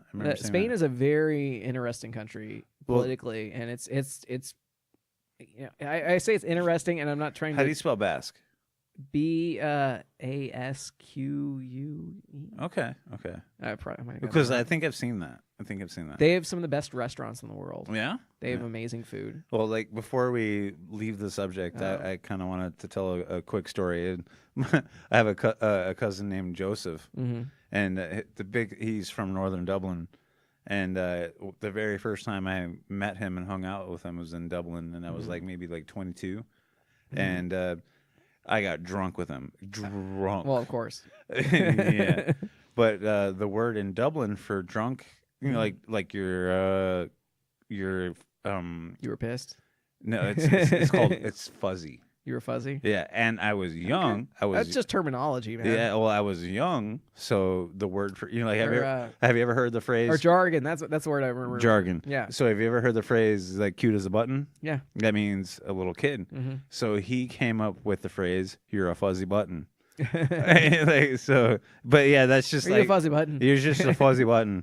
So I just really wanted to tell that story. Okay. But yeah, continue, cool. man. So yeah. On the comments, please don't call me a fuzzy button. Or do. Or do. So yeah, was out there. That's what you want to talk about with The Way. Did you have any other questions from The Way? Well, what I really enjoyed about I want to say I do love that movie. It was written so fucking and good. I gave it to Keith to watch because I wanted him to know what it was somewhat like. To give me an idea. Yeah, to give me an idea what it was like. Well, what I really enjoyed, like, there's one scene in particular that really like hit me. Like, so he's Martin Sheen is the actor that's in this movie. He's on the way. And he's like distributing his son's ashes, and his backpack gets stolen. Oh yeah, with his son's ashes, yeah, and then the father of the kid, he's actually in Burgos. Yeah. Which I never saw that part of Burgos. They did actually show the cathedral for like a second. Yeah. But they bring it back, and he's like, "I'm sorry," because the father like understood what his son stole. Yeah. And he's like, no, I'm sorry. Well, and people have a very, they're very respectful of the dead. Of Pellegrini. Well, I'm talking about like, people who are walking. Oh, I'm sorry. Yeah. Well, I'm sure the dead, but I'm more like, because since we're talking about the Camino, it's like people are very respectful of people who walk the Camino, like the Spanish. They're always actually very like thankful, like you're there in their country. Yeah. Well, you can see they're like, thank you for coming here and experiencing like experiencing our country. I really enjoyed that the guy in the movie that had his own stamp, and he was like crazy as fuck, like talking to himself. And I've heard that's a real guy. I'm sure it is, man. Like not like a guy in the movie, but I've heard that's a real. I'm sure that's a thing. But you do get those stamps, and yeah, I didn't even Well, we kind of touched on the it's Pilgrim Passport, right? But the movie in particular is kind of what opened my mind into understanding what this journey is. And that's one thing you have to have when you're walking too, is you need the Pilgrim's Passport. Yeah. Because that is your proof that you're walking the Camino. Yeah. And you need that stamp every time. Every time you go to a hostel, you get the stamp. Sometimes bars that will have the stamp, and you just kind of stamp your thing in there, just to kind of be like, oh, I was there. Well, do you have any stories of hostels? Do you have any stories of anything like that? Not like anything crazy. Like, I think actually the most vivid story I have of being in a hostel was, I can't remember what city it was in, because it's like they all kind of blend together after a while, or town. And but I remember I was there with a few friends of mine. I actually have a video of it still on my phone. Really? I'll show it to you. Actually, yeah, I want to see it. And it was it was like we were around all these different tables at this hostel, and like everyone was having dinner outside, and we all started singing like songs from like each like kind of nation or whatever. That's so fucking cool. I remember dude. Like we sang like Country Road from John Denver. Oh my Country Road. And actually my friend who take me home. My friend who sang it, he's actually walking the Camino right now. His name's Greg. A guy I met on the Camino, like older guy, not retired. Not the Greg guy, no. No, retired psychologist. Amazing guy. He lives in Minnesota, I think. I think it's Minnesota, Michigan. I can't remember exactly. One of them M states. Yeah. And he walks the Camino almost every year or two. That's fucking so cool. And he actually, I saw he was walking the Camino, and I put something on his Facebook. I was like, dude, like, oh my god, like I remember us. It was like 6 years ago, and he's like, oh, I was actually in this town, the same town we were walking through the other day, and I was like, I pictured you there, and the same old guy was there, and the same dog, and I was like picturing you being there with me. He actually like really, really helped me on my second day of walking. Because I was really, like, after my first day, I was just beaten down. I didn't know what to expect because I didn't train for the Camino at all. Oh, man. And he helped me out. And we just got to be friends really fast. And we were stopping at a wine fountain. Oh, man. Yeah. There's this wine fountain, like, where, like monks make wine. And they get, and anyway, walking the Camino, there's a wine fountain. You just go there and you get wine. You just pour yourself some wine into it, like, your water bottle or whatever, and you just keep going. Yeah, oh my god, it's really cool, actually. Man. That's fucking too cool. Yeah. What a cool memory. Yeah. What a cool memory. No, I love that guy. Tell on the subject. Give me a couple. I might try to tag him in this actually. Yeah. Like Greg. Well, like as long as I got you on the spot. But actually, when I go back, I'm going to talk about the walking again. But that's one guy I would hit up and be like, hey, like I want to go again. Like I'm going to go this time. Like, would you be able to go? Because I'd absolutely love to walk with him again. Dude, that's so. Because he's such an awesome. Well, guy. it's from what I got from. And he speaks great Spanish. So oh yeah, there you go. That helps. Well, I've said it. Well, he helped me out when I was hurting most, and he took me to pharmacia and helped me out with that, and just like kept me going. Dude. I have so much respect for that. You have no idea. You have no idea. Well, how much people help you. Man. Yeah. Well, I've kind of alluded to it. Mm-hmm. I want to hear a couple of your favorite memories. Well, I'm gonna actually. Unless you got a one thing I have written down next is the people. Okay. Because I have a list of things I want to hit. Yeah. So the people. There's a few people I've walked with, and yeah, Greg was one of them, and he really helped me when I was just kind of struggling the first couple days because my knee was killing me, and I had a hard time walking, and I was like, and it was weird because my knee that was bothering me was one knee that I didn't think would bother me. And then and that's one thing on the Camino is you always run into little issues like most people it's blisters, honestly. Yeah, well, I can believe that because you're walking 12, 15 miles a day, and your feet will start to kill you, especially if you don't have the right shoes. Yeah, they will. Well, and especially if you're not used to it, know. Yeah, you will know fast. Yeah, and I didn't train at all. They're like, "Wait, you came here and you didn't train at all?" I was like, "No, I really didn't." I thought I'd just go, and actually ended up buying a walking stick the second day I was there. Did you really? Oh yeah, I still have it. It's hanging up in my living room. Dude, dope. Sorry. Hanging up in my living room. That's awesome. Yeah, and that because I didn't think I'd need one, but no, it actually did help me out a lot when I got it. One really good friend I have, and I still kind of we'll comment on Facebook for each other once in a while, is my friend. It'll come to you. Well, a friend of mine from Australia. I don't know why his name's not coming to me all of a sudden. It's escaping you at the moment, but it'll come back. Yeah. But he's just an amazing friend. Yeah. And like I said, I still see him post stuff on Facebook. Well, and that's cool that you managed to make those connections with people. Yeah. And but I will say he asked me the best question ever in my life. Still to this day. He asked me, "Who are you?" Really? He asked me the question, "Who are you?" Can I put you on the spot? It's funny because it took me a long time to answer that question. Right. It took me actually by the end of the Camino, I was able to answer it. Okay, so what was your answer? I cannot remember. Okay. But he asked me who are you? He's like, I got posed this question by someone else, and he's like, I couldn't answer it. And he's like, but I'm going to pose you this question while you're walking and think about it. He's like, you don't at all have to give me this answer right away, but think about it through this whole your journey. I couldn't answer that question. And he asked me, who are you? That's dope, man. That's deep as fuck. Right? Close to the mic, deep as fuck. I couldn't right now. I couldn't answer that question. That's kind of amazing. That it's kind of cool that he had the mindset to ask you that question. Oh, definitely, dude. Just very cool, man. And I've said this more than once over this podcast. I can't begin to express how much respect I have for this experience. I'm jealous that you had it and I didn't. Oh, dude, I honestly can't wait to do it again. Well, I'm going to do the Appalachian Trail, but it's completely different. Another friend of mine had actually a guy named Franz. Franz. Yeah, Franz. Fucking amazing guy from I think he lives outside Amsterdam. Okay. And one thing, we'll go there with the people from was it which country would that be? That's Deutschland. That's Germany. No, not Germany. You talking about Amsterdam? Yeah, yeah. That. I'll just click on his name real quick.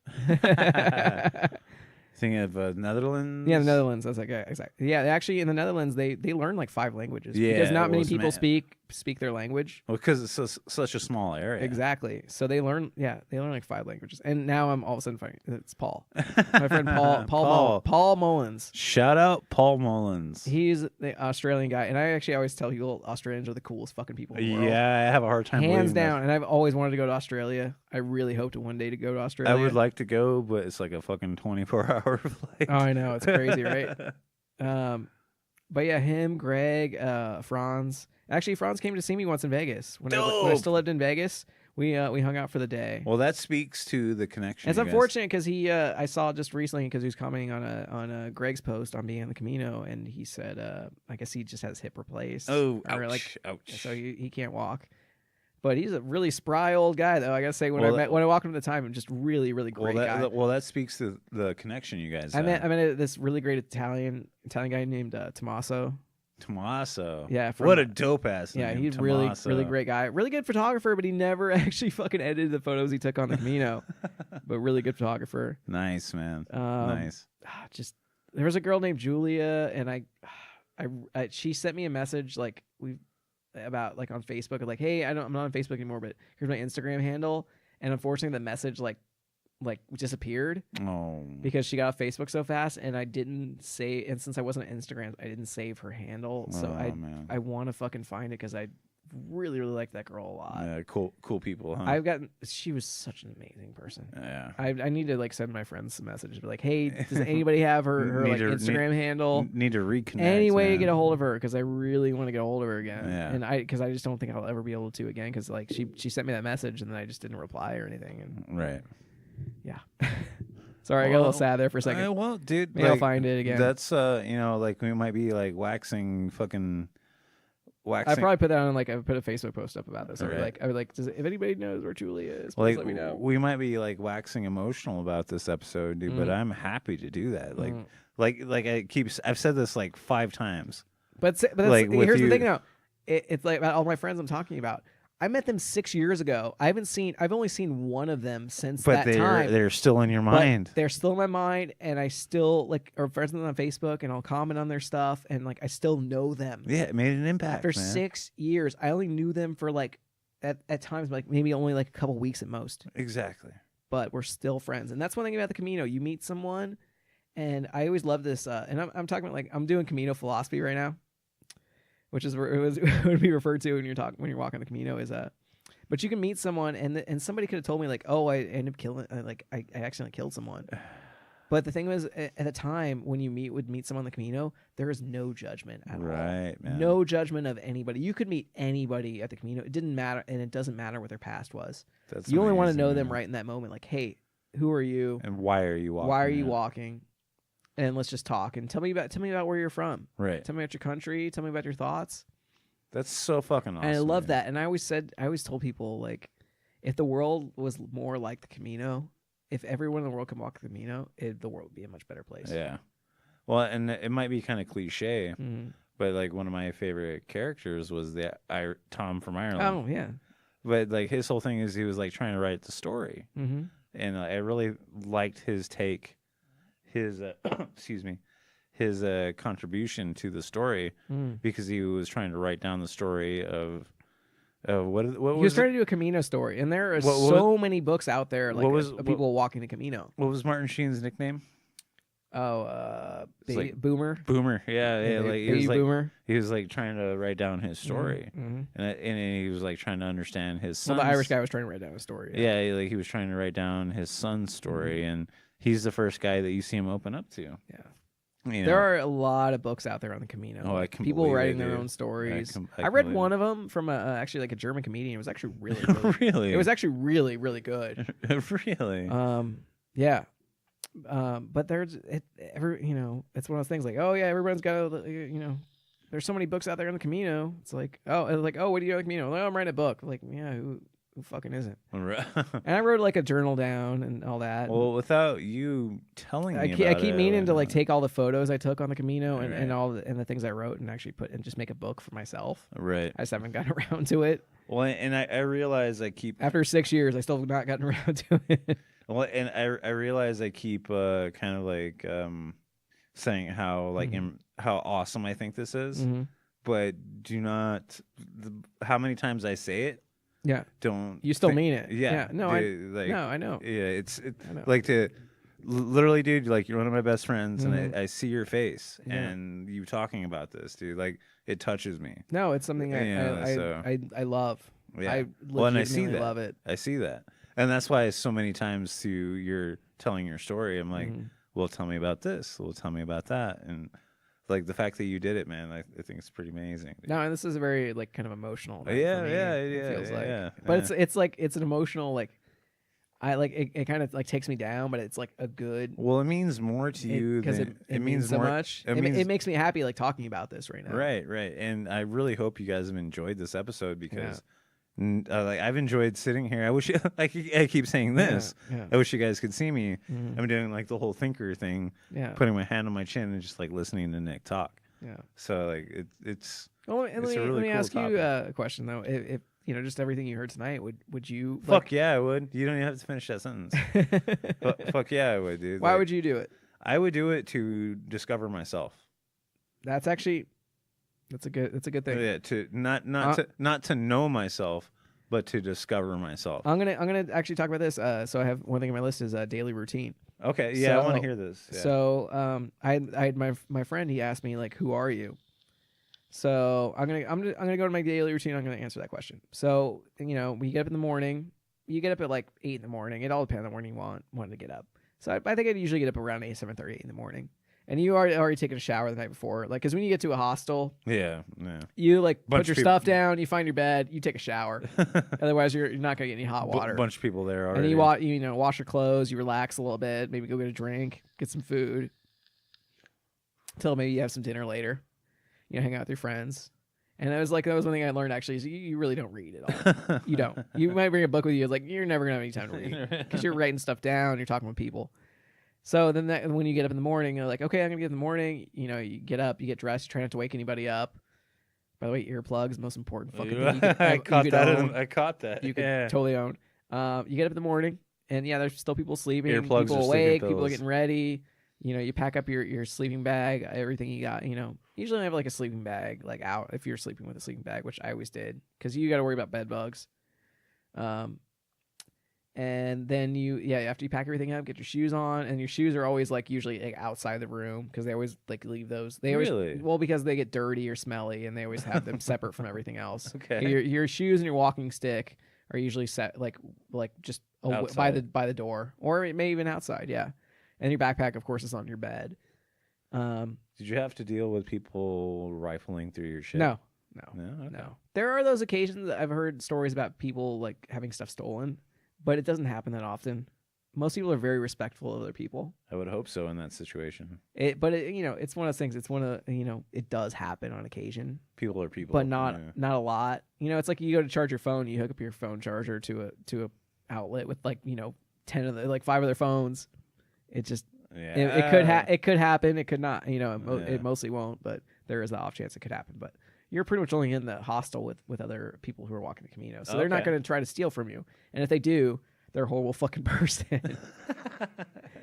So anyway, yeah. So I get up and I'd get out of the hostel and I'd start walking for the day. And usually I try to be out around 8 to 8:30 in the morning, maybe even 7:30 in the morning.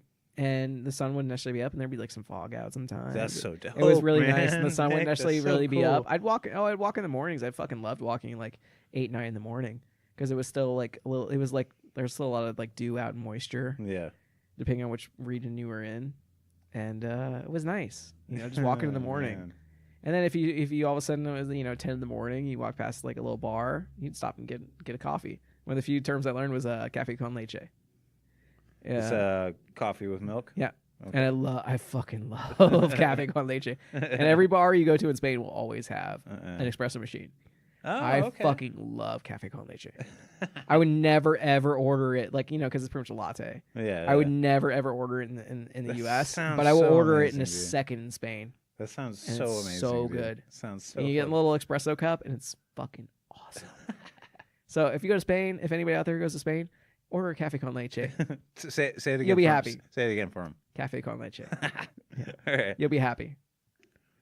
So tell me more, man. I want to hear more. So, but yeah. So anyway, but the thing I would do in the morning was I would focus on a different aspect of my personality every day Okay. of what I wanted to change myself. And honestly, it being so long, I don't know if I was able to change anything about my personality, but maybe I was, and I just did it, and I changed that about myself, and I just don't even know that I did it. Well, the big thing is you were reflective. But yeah, that's the one nice thing about when you're walking is, especially if you're not walking with anybody, because you can have days where if you don't want to walk with anybody and just be by yourself, you can do that. Yeah. If you have days you just want to hang out with your friends and talk with them for hours on end, you can do that.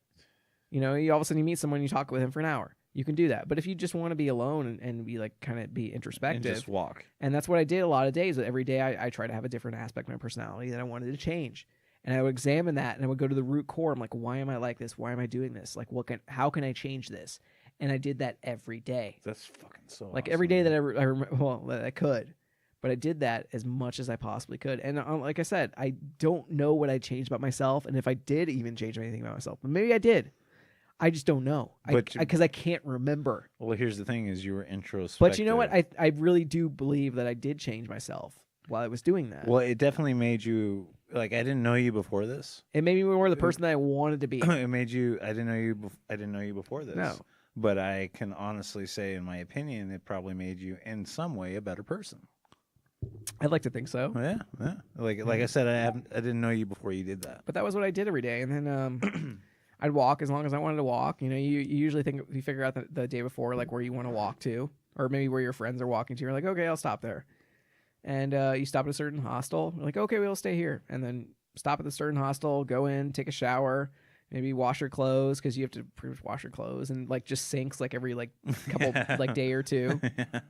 And I got lucky, like maybe once or twice, somebody actually had like a washing machine. Oh shit! And you'll just pay, and you'll just give them a couple of years, like, yeah, wash my fucking clothes. I'm like, stinky. oh my god, I'm like stinky. this is awesome, because you have to wash your clothes in the sink and then hang them up on here's the rack. on that note, I have a question about like your socks.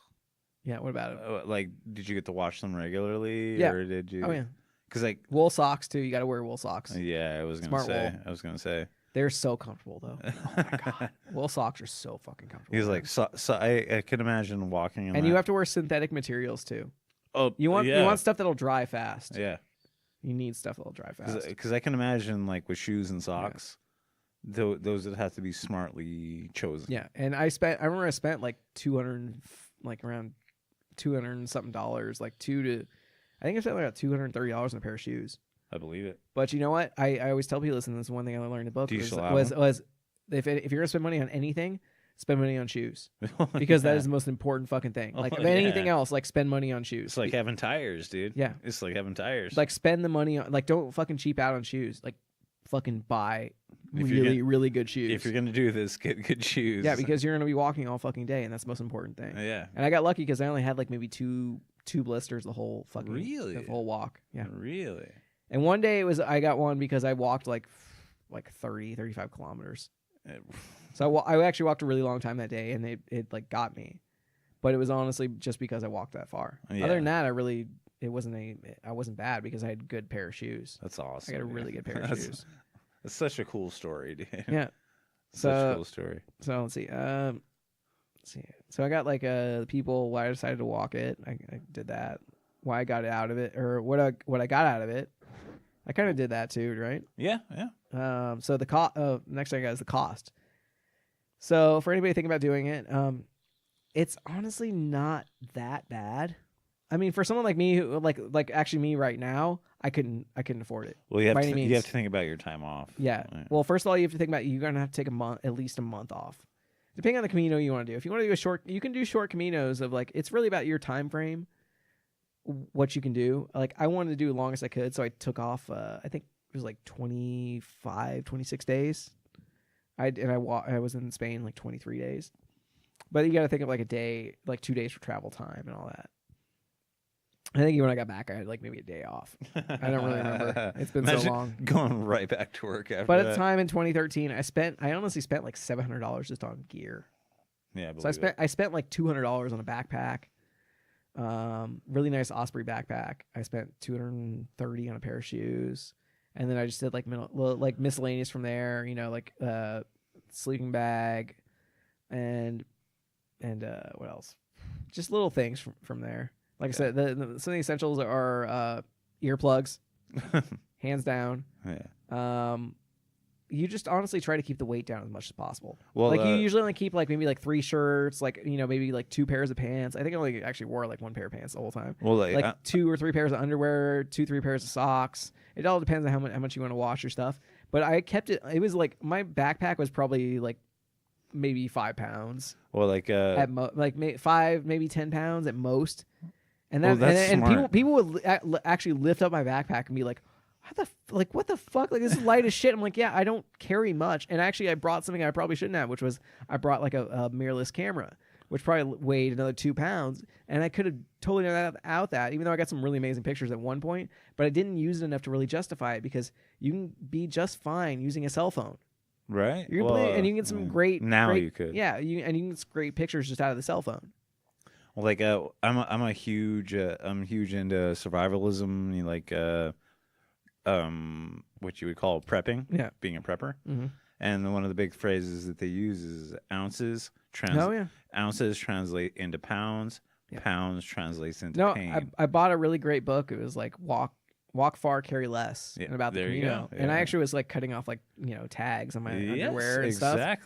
Exactly. And I probably could have, like with the camera, I probably could have lessened it a little more. I actually took a book with me called, it was actually The Sun Also Rises by Ernest Hemingway, and I actually ended up leaving it in the first hostel I was at, because I was like, I don't need this weight.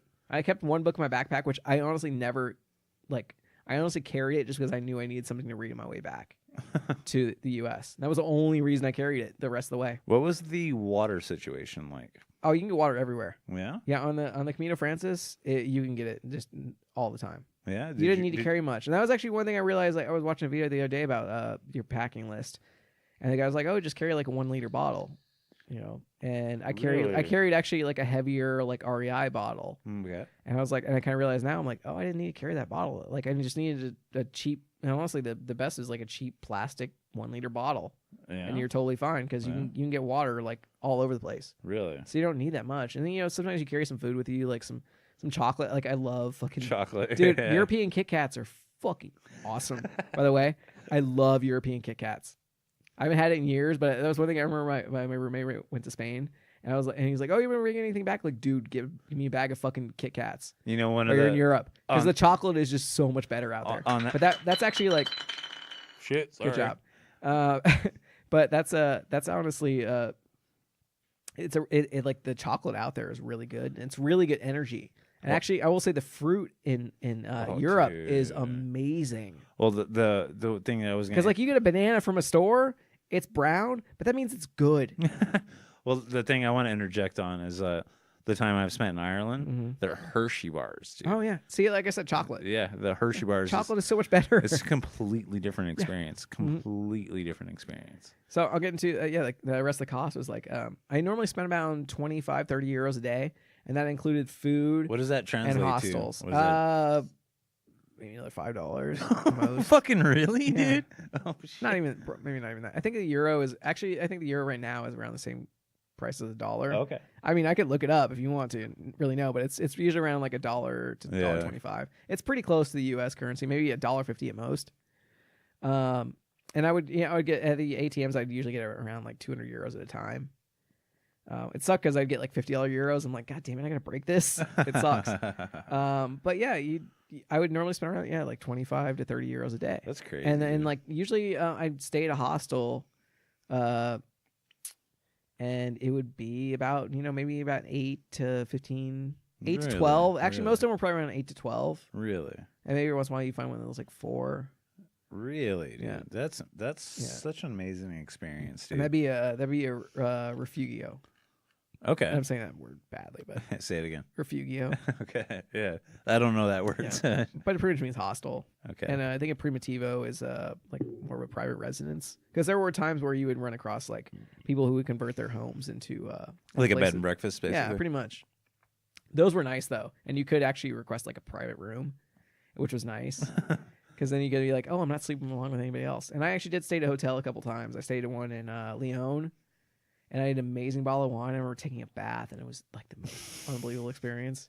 And then the last stop I had was when I was in Santiago. I got a hotel room, and it was fucking so nice. It was like 50, it was like €50 to get a hotel room, but I was like, I don't fucking care. Like, It doesn't matter. I want a nice room for the night. I want to treat myself a little bit and like sleep in like a nice bed and like take a bath and like a really nice shower.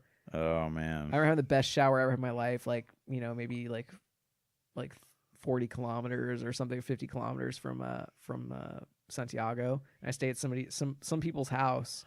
And I remember it was like like maybe a kilometer or two off Camino, and me and this guy met from Memphis, and he's like, okay, let's go there, and then we were gonna stay with like these, but then all of a sudden like we got there, we're like, okay, we'll get a couple beds or whatever, just a regular spot, and it was like these two like Swedish women or something, and he was just like, oh dude, like I don't want to be around these women. He's like, you want to get a private room? And we're like, yeah, let's get a private room. And it was like €25 a piece, and which is kind of a lot, and we're like fuck it. Yeah. So we got a room to ourselves, and then it came with like dinner and all That's that. Dope, man. And we just did that, and it was but I had the best shower of my life. Like, still to this day, that's the best shower I had in my life. We both took a shower there, and I was like, oh my god, this water feels amazing. The water pressure is amazing. Well, it makes you appreciate things. So, but yeah, to get back to the whole thing, I'm like going off. So the entire like cost honestly was I probably spent around $1,300 while I was there. So 23 days was $1,300, and I was very comfortable. Yeah. The whole time, I didn't really care about spending money. I sometimes I'd like spend money like, oh, I'm gonna buy you drinks today or something, or like you have other friends who are like, oh, I'm gonna buy you a drink. It's all pay it forward type stuff. Yeah. So honestly, it would cost me about $1,000 to get over there. I got a really good deal on a plane ticket, and $700. So it was about $3,000 to do the whole thing. That's dope, man. That and this was in 2013. So you're probably looking at like about 6 right now. No. No. No, I'm gonna get to that. That's gonna be probably the last thing I talk about. So let's see how much time it took. So I unfortunately, I did 23 days. I started out in, and this is actually something you originally asked me, was I started out in Pamplona. Oh, Pamplona. Pamplona. Okay. And I got lost for about probably good, like 6 hours. Or Yeah? Did like you 4 really? hours. I did actually. I flew to Madrid, and I took a bus from Madrid to Pamplona, and I got lost in Pamplona. And were you panicked for a little while? I really was actually. I completely was panicked, and I like all of a sudden I was like talking. I just got here. All of a sudden, I'm fucking lost. Like it got dark actually, and I got in there like 2 in the afternoon or something. I was like freaked out, and 1 or 2 in the afternoon, and all of a sudden it was getting dark, and I ran into some Spanish guy. He was like, "Hey, what's up?" I was like, "Oh, I'm trying to get to this spot." He's like, "Oh, well, that's actually like on the other side of the fucking city." I'm like, "Really?" And I was just stupid enough, like I didn't really think to look at a compass and be like, or like even like I remember when I got off the bus, I could have probably gone up to the police that were there and be like, "Hey, how do I get to here?" Yeah. And they probably actually might have even taken me there because like, "Oh, you're Pellegrino," and I was like, "Yeah, I just got into your country." I'm like, "Okay, we'll take you there." And I should have done that, but I met the Spanish guy and he's like, "Oh, I've walked the Camino before." I'm like, "I'll help you. I'll take you to where you want to go." So he took me all the way across the city. What a cool story. He was just getting out of his car. He's like, "Oh yeah, my English isn't that great." And I was like, "Oh, can I give you some money to help out?" He's like, "No, like don't give me anything." Like, because you're Pellegrino. Yeah, like you're a pilgrim. Like you're new to this country. Like here, he dropped me off there at this hostel, and this hostel's like, "Oh, well, we can't take anymore. Like we're full or whatever." It's like, "Oh, it's too late." How fucking stressful! How stressful was that? I was like, that? "Are you serious?" Like I just got here from a 29-hour plane ride. Like, "Oh, we'll go up this way, and then you'll find a spot." And it took me like maybe like another half an hour or something. All of a sudden, I found this like place, and I walked in like this hostel, and it was actually an expensive hostel. It was like fucking $28. Yeah. And I was like, what the fuck? Like I was like, I don't care how much it is. I just got here. And I was like, oh, I need a pilgrim's passport too. I don't have that. And like, okay. So I got in there, and it was like 10 o'clock at night, and everyone else was asleep in there, and I fucking like got in there, put my bags up, put everything up. It was the first night. I was like, I hadn't slept in like 29 hours. And I just fucking put my shit up, and like I woke up I think at like 9, 10 in the morning, and I woke up and actually I went and took a shower, and I remember I left my like passport, my money like in a bathroom stall, and I walked like an hour. Oh my god! Away from that, and then all of a sudden I realized like, holy shit, I fucking forgot my passport and everything. I walked in there, and I like walked in this hostel, and luckily it was open. Walked in there, went to the bathroom. My stuff was still there. Grabbed it and walked out, and this guy was like trying to say shit to me. I was like no habla español, and I was like English, and this guy just didn't understand me. I just walked back out and just started walking again. And I was just like wow, I walked an hour in the wrong fucking direction. Oh my god, left my shit in there. I was so happy that when of course my shit was there. Still there, yeah. But yeah, that's I haven't told that story in a while actually. What an experience, man! But that just told me how nice the Spanish people are. Though. Like, some guy helped me out, So yeah, how much time I took off, I already told you. So advice for anyone who wants to go, fucking go. Do it. If you have the money to do it and the time, and you're able to get the time off of work, fucking do it. Yeah, it sounds especially amazing, if you're at man. all interested in what I've been talking about.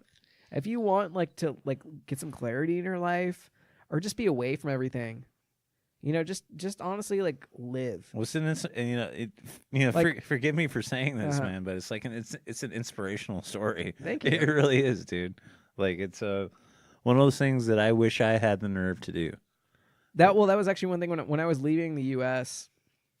I was flying. I flew from Las Vegas to Dallas Fort Worth, and from Dallas Because you were living in Vegas. Madrid. You were living in Vegas. I was living in Vegas at the time. And when I flew to Dallas Fort Worth, I was freaking I bet, dude. out. Especially when you got I've there. been looking forward to this for like months. Especially when you got there and you're like, and you landed and you're like, and- fuck, where am I going to sleep? I honestly, I called for and I was like, I'm freaking the fuck out. Like, I'm so fucking, I like, what the fuck? Like, what am I doing? Why am I doing this? I'm so like, I don't fucked up. I don't know anybody in this fucking entire continent. Like, what the fuck am I doing? And I had to realize, like, look, you took a month off of work. You have a plane ticket to this country. You're going, and you're gonna be there for a month. You need to stop worrying. There you go. And I've always been like, you know what? The scariest things I've ever done in my life are the most satisfying things I've ever done in my life. Dude, that's great. And that was one thing I had to do. Once I finally got past the whole thing, Pamplona, and I was able to finally like walk the Camino and actually enjoy it. It's honestly the happiest I've ever been in my life. I believe it. I've never been happier in all my life. I believe it. Because I would walk the Camino and I get to points where I'm like, I would realize like everything I own right now. You did it, dude. Well, here's the thing. Everything I own is on my back right now. And I've never been happier.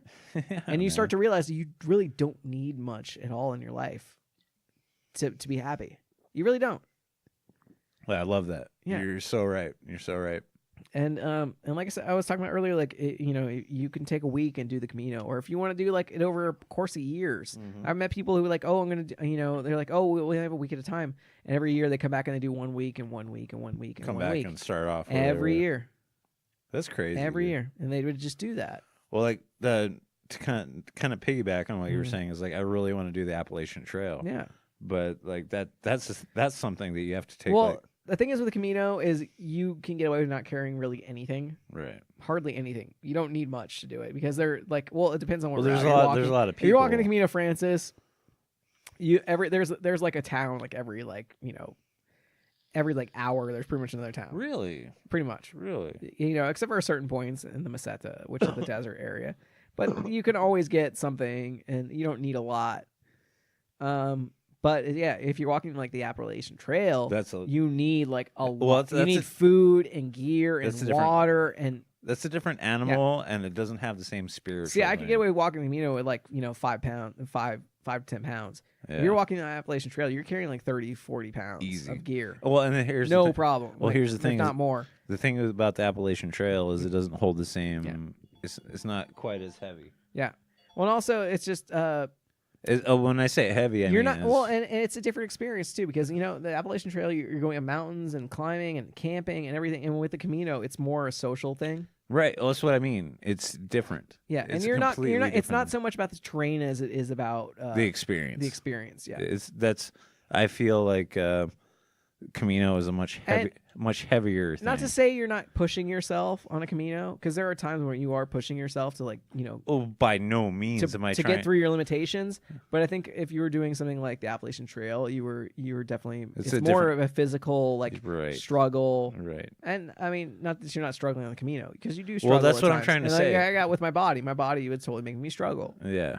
But I got through it, and it's just a different experience. I think Appalachian Trail, you're more like you're on your own. Yeah. Or you're doing like Cayman with a John Muir trail. I was going to bring up Cayman. Yes, yeah, and it's more about like your singular experience. Yeah, exactly. And by no means do I want to diminish one or the other. No. Like one or the other. They're both just as valid. Exactly. Yeah. Like I really am like from listening to you talk tonight, I'm really kind of like identifying with the experience that you had with Camino. Like I really think something I could benefit from. Like I don't know that I would ever do it. Yeah. Simply because I can't fly over water You could do it. Well, I've been to Ireland. Yeah, you could be. You You that know, wouldn't be a problem. But it's one of those You'd things. be all right. Fuck sharks. But You'd be all right, man. But I feel like it would be something that would benefit me if I did it. You know, I think really I realize like when it comes to just a long distance walk, one thing that's nice is when you have the time to just break away from everything, right, and just be with you, be with you. Yeah, because you're away from everything else, and like because when everyone talks about like they're like, oh, I'd like to improve about myself, but I'm so distracted by everything else. I'm too busy, and that's one nice thing about like a long distance walk, even if it's just for a day, you get to focus on like exactly yourself. Well, like you're not bothered by other things. I need to bring up something that like you're having the ability of adapt to that first day that you got there and shit was not on point. Yeah. Like you were like, I'm in a foreign country. I don't have anywhere to stay. Yeah. And what do I do? Yeah. You know, that kind of adversity makes I got lucky. Well, I met somebody who helped me out. Well, that kind of adversity makes you a better person. Yeah. Like, because you understand that, like, not, it's you can. And I was freaked out. I really was. I was scared. I bet you fucking were, man. I really was. And it just. Well, can I give you a little kind of, I'm trying to think of the word here. It's not an analogy. But when I was 16, I had a girlfriend that was going to move and we weren't going to get to be together anymore. So we decided to run away. Her and I ran away to California. Dude, yeah. This happened? Yeah. You never told me this story. Yeah. I've never told anybody this story. Oh, wow. Other than Chad that I live with. Yeah. Like, her and I decided to run away. And you were 16? 16, wow. Yeah. And so we bought Greyhound tickets, which Greyhound should have checked into the shit. 16-year-olds buying fucking tickets. But come on, you work for Greyhound, you don't give a shit. Yeah, but I was 16 years old. Her and I were 16 years old. Her name was Nikki. Brandy was her name, but she went by the name Nikki. And we bought tickets, and like we were in fucking. Her and I spent days and days and days in different fucking Greyhound spots, and not knowing what we were gonna do. Yeah. And then we eventually ended up in San Bernardino, California, and within 2 hours of being there, dude, within 2 hours of being there, dude, we were two 16-year-olds fucking kids, and this guy came up to us and he's like, "Hey, I can help you out. I can help you out." And he led us into this an abandoned house and robbed the fuck out of us, dude. It's like we were two 16-year-old kids, and this dude, he was a black guy, but whatever. Well, there was 3 dudes in there altogether, but he obviously was casing this and had done this before. So he led us into this house, robbed the fuck out of us, and then like her and I, he let us go after taking everything we had. Yeah, like our bags or everything. Gun to my face at 16 years old. Fuck. Yeah, dude. And Ronnie Henley can tell you that when I got back from this. But like we walked out and I remember we spent the night in a laundromat after that. Like cuz we didn't know where to go. Yeah. Like her and I had this thing of like we're going to spend the rest of our lives together. We're 16 years old, We're going to spend the rest of our lives together. Yeah. And this fucking, we finally get to where like, okay, I remember the first night we actually slept in a fucking ditch. Dude, it was, yeah, dude, it was a fucking, yeah. We got off the Greyhound and okay, we're here now. What do we do? You know what I mean? It was, but we got robbed and her and I fucking slept in a ditch and then we slept in a laundromat, and then eventually we both called our parents and we fucked up. Yeah, we should. Yeah, but I'm sure your parents were worried sick. Dude, my dad let me go to fucking jail for like 2 days after that. What? Yeah. He literally like let me just go. He's like because he was just happy that I was safe, but he let me go to juvie for 2 days for taking off. What was the juvie charge? It was juvenile delinquents. It was something like that. Okay. It was basically like taking off. It was like being a runaway. Oh, okay. Yeah, but Dude, talk about. I remember so vividly. I was in the common room of the juvie hall, and we were watching Jerry Springer. But it's nowhere near close to what you're talking about. Yeah. But what I'm getting at is like the just like being out there and not understanding of it's the experiencing the world for the first time and being like no, yeah, that's dude, I'm telling you right now, man, because that's something I kind of did was I experienced the world for the first time. Yeah, like never being to California in my life, me and my fucking 16-year-old girlfriend getting fucking held up at you're super naive and you think like no one's gonna cause you anything wrong. Getting held up at gunpoint in a fucking random ass fucking taking all of our money, taking everything. Yeah. Talk about scary. You know that you can almost say that was maybe a good thing. It taught me a lot, man. Yeah. You learn a lot from that kind of experience. Yeah. Well, I remember like Chad, my buddy I live with before we did that. I talked to him. He's like, dude, this is dumb. He's like, dude, this is dumb. I was like, I'm gonna be with her forever, and this is what we're doing. So, but do you get kind of the correlation I'm trying to make? No, I do. No, I totally do. It's like taking that. It was a journey, but you know what it meant? It's like it meant something to you, and it's not necessarily something you're proud of. No, but you learned a lot from it. Yeah. Like being in the CDS San Bernardino fucking abandoned house, having a gun held at my face at 16 years old as a runaway. Oh my god, man! Oh my god!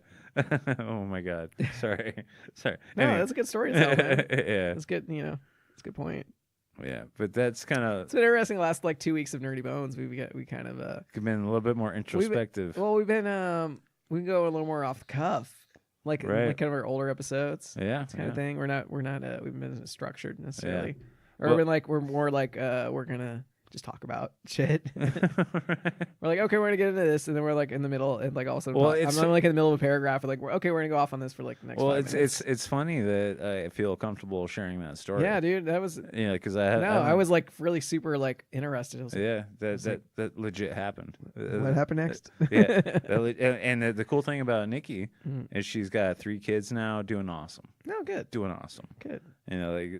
But like we fucking legit. I remember I have this. You know what though? It was honestly kind of a good thing for you though. Well, it taught me something. Yeah. Like I was like, "What the fuck are you doing, man?" But yeah, to get back to everything I was talking about, it's like the thing that something that scared you the most was actually like ended up eventually being like the best thing you ever did. Well, and we're still close. Yeah, we're still close because like she ended up moving to Indiana, I think.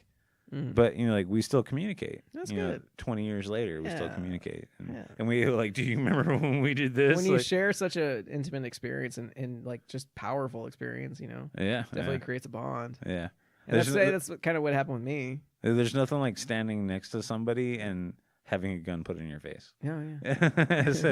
But anyway, what were you saying? So the last thing I got on my list is I had a hostel experience. I don't know if you wanted me to explain that. Of course, I want to hear it. Well, the hostel experience is more like, you show up, you get stamped in, you pay. The stamp. Okay. Yeah, you get the stamp. You pay your 8, 12, whatever, 15 euros a night for a bed. You get food too, right? Some of them. Some of them. Some of them. A lot of times you'll go out to like a restaurant. Oh, okay. You go eat.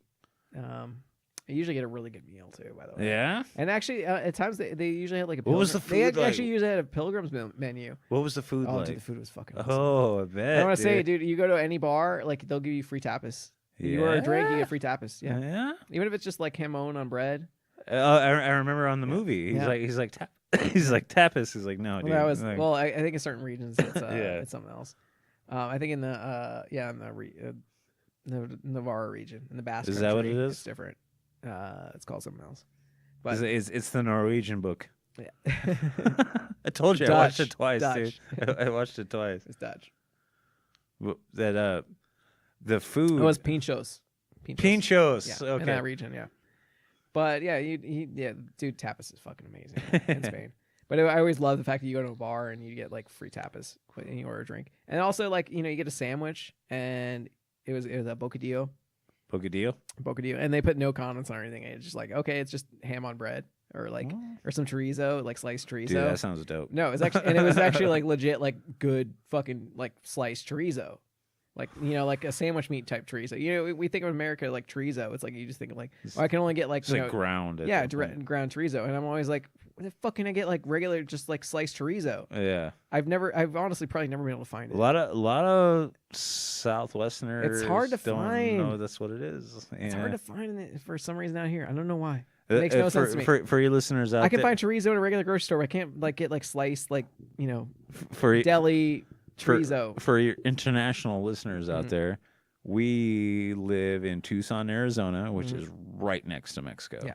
So we got the best Mexican food. Yeah, we do. And to not have sliced chorizo, it's like, come on, man. Come on. I didn't mean to interrupt. I'm sorry. Well, and Espanol. Yeah, Spanish are very different than pretty much the rest of the world. Oh, honestly. dude, yeah. Well, they use like they actually talk with like a lisp, is the way I heard it. Like instead of saying gracias, you say gracias. Okay. Yeah, and that's the kind of way they are. They speak like what would be known as like a quote unquote like proper Spanish. Right. I think it's Castiel. Actually, I think that actually is the word. I'm sorry, but it is like you made me go like, huh? No, I think it's called like Castiel Spanish. Okay. But it's considered like a proper Spanish. what we have over here is Latin American, Yeah. which is Spanish has very many dialects. Oh, dude, so much. Like you can live in Guadalajara and not understand what somebody from Brazil is saying. Yeah. Oh, totally. But anyway, to get back to the like hostel experiences. Okay, so you go to dinner and then you come back and you go to bed around 10 o'clock at night. You're pretty much drunk enough by then. You're like, okay, I'm gonna fall asleep. Just climb into my bunk bed. Yeah, and then you wake up in the morning. Maybe at some point during the night you get to take a piss. Get up and walk. But yeah, you get up in the morning. Everyone's up, or maybe you get up before everyone else. You get an alarm. You get up, you walk, and you rinse, repeat. Dude, that's. And you do it every day, but you know what? You come to love the routine. Right, you really do. Right. I think that's so cool. And you stop at certain points. Like, hey, someone's getting lunch. Like, oh, okay, let's get lunch. That's so cool, man. That's so cool. And then you usually stop about 3 in the afternoon. Okay. I'd sometimes stop at like 2 in the afternoon. We're like, oh, it gets 2 o'clock. I'm like, okay, I'm done Just for the day. Stopping. Did you ever make camp? No. No. Well, I didn't have that kind of gear, and also you don't need to. On the Camino Francis, you don't. No need for it. There's no need. Yeah, I think you can, but there's just no point. Yeah, it would be more work. Yeah, and also like just finding the place. Yeah, but you can do it. It depends on if someone's trying to do it like on the cheap or something. On purpose. Yeah, like, if they're trying to do it on purpose, it's easy to do it. Yeah. You just find some spot randomly, like, okay, I'm gonna camp here. It's like, okay. Like that. That's But the hostels aren't. They don't cost that much. No. Yeah, like I said, like 8 to 14. It's not that much. Yeah. A night. Well, it makes sense. You get a shower, you get a toilet. and you might get dinner with it. You get a bed. So the last thing I want to get into is why I can't wait to do it again and what route I want to do next. Nice, dude. Nice. Yeah, and actually I can finally close my computer for this after like 2 fucking hours. I honestly can't believe we did 2 hours on this. Well, it was a solid fucking topic, man. Yeah. Well, it's one I'm extremely passionate about, and so it's really kind of been a resurgence for me about wanting to do this again. I mean, I've wanted to do it again for years, but I just recently I've really wanted to do it again because I love the clarity you get while doing it, dude. Yeah, and just the freedom and just ability to be like, I can go and do this and not have to work. Proving it to yourself. And kill myself every day and just be miserable. I don't have that. Like when I'm doing, like I've told people before, I'm like, if I could just walk Camino for the rest of my life, like I'd honestly be happy. That's dope, man. I'd be happy doing that like every day. And actually, one thing we didn't get into was just be your life. Well, yeah, and one thing we didn't get into is about the commercialization of the Camino. We saw that like there's there's companies out there that I don't specialize like that, in just taking like people on the Camino. And I was like, as a tour, and I was like, I see that, and I'm like, I guess it's a little easier if you were able to do that. Cheapens the fuck. But to me, it just cheapens the experience. It's not like it's hard to do that on your own, because if you just pick the starting point and where you want to go and just do it. You don't need some fucking tour coming to be like, oh, we're to walk with you and show you everywhere you need to go, and and this is where you should eat tonight, and where we should stay at this we should stay at this hostel. Like, you don't fucking need that. And it's not even that. And, it's like tour bus type and I shit. think those people, and also you don't really, you stay in a group. You stay in this central group of people from your starting country, point. And you really don't get the Camino experience, in my opinion. You know, to be like kind of a little pretentious about that, but you don't get that experience. But you're allowed to be. You know, it's like, because all of a sudden you're in that group and you're like, oh, well, I'm with this group. I need to stay with this group.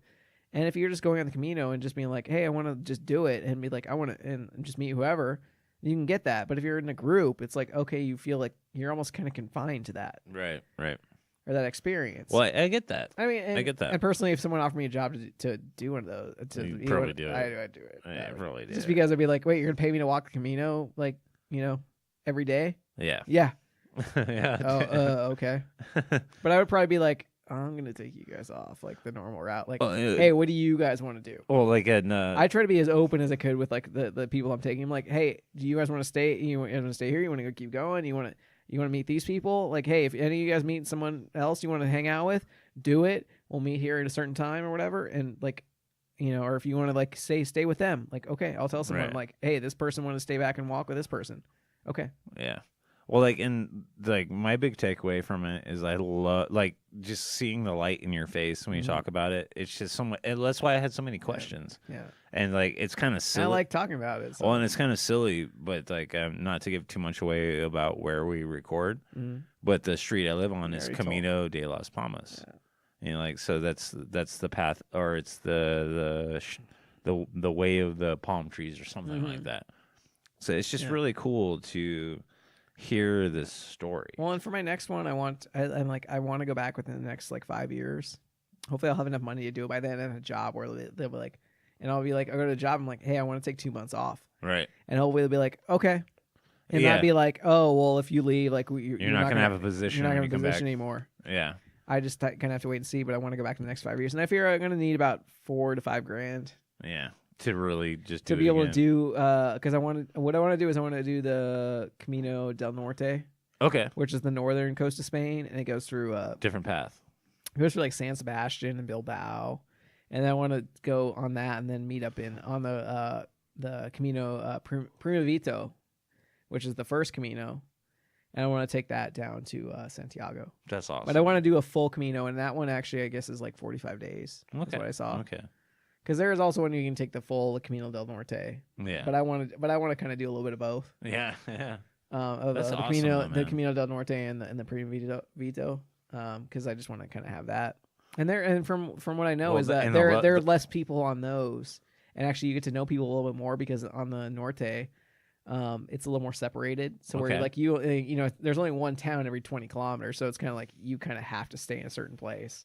So it's like you see someone, so you get to know people a little bit better, as opposed to the Francis, where, okay, one day you're like, okay, I'm going to walk this person, and like, I only want to walk like 20 kilometers a day, but the other person wants to walk 25. So they're going to walk 25, they're going to be ahead of you, and then you might not. But you can always meet up with them.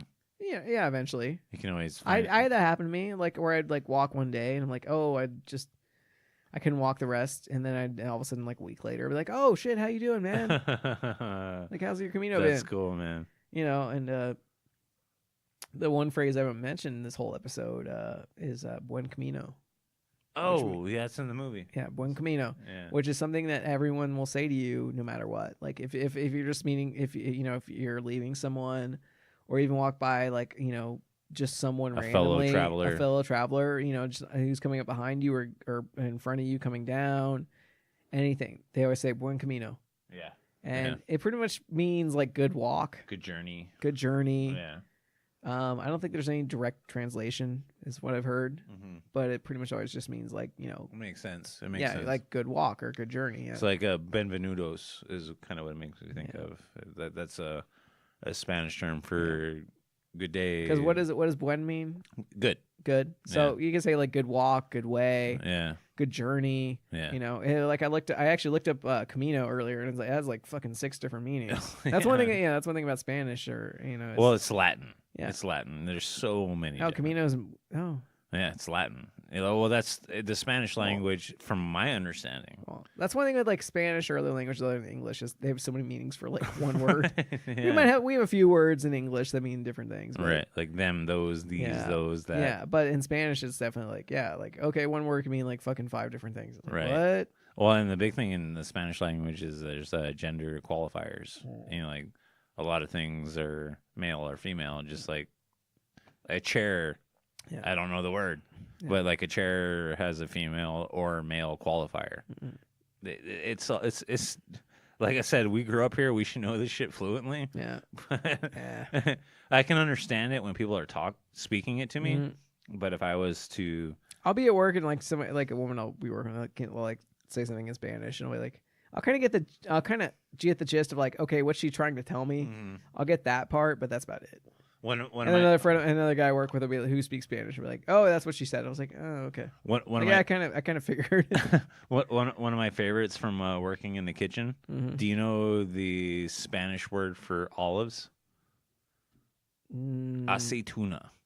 Yeah. It's just like I know kitchen Spanish. I had some olive. Here's the thing: I hate olives. And I actually at one point in Spain, I was actually I think it was with Greg actually. We were in some random place, some random city, and we stopped to get some food, and then we got like a pizza actually, and they actually decent pizza in Spain. I bet, man. But with some of their like free like food they gave us was like because we ordered a drink was some olives. Okay. And they just gave us some like salted olives, and I was like, ooh, that sounds good. I actually hate. I was like, I hate olives, but you know what? I bet it was good though. I'll try them, and that was actually one thing when I was in Spain. I would try the food I normally would never eat.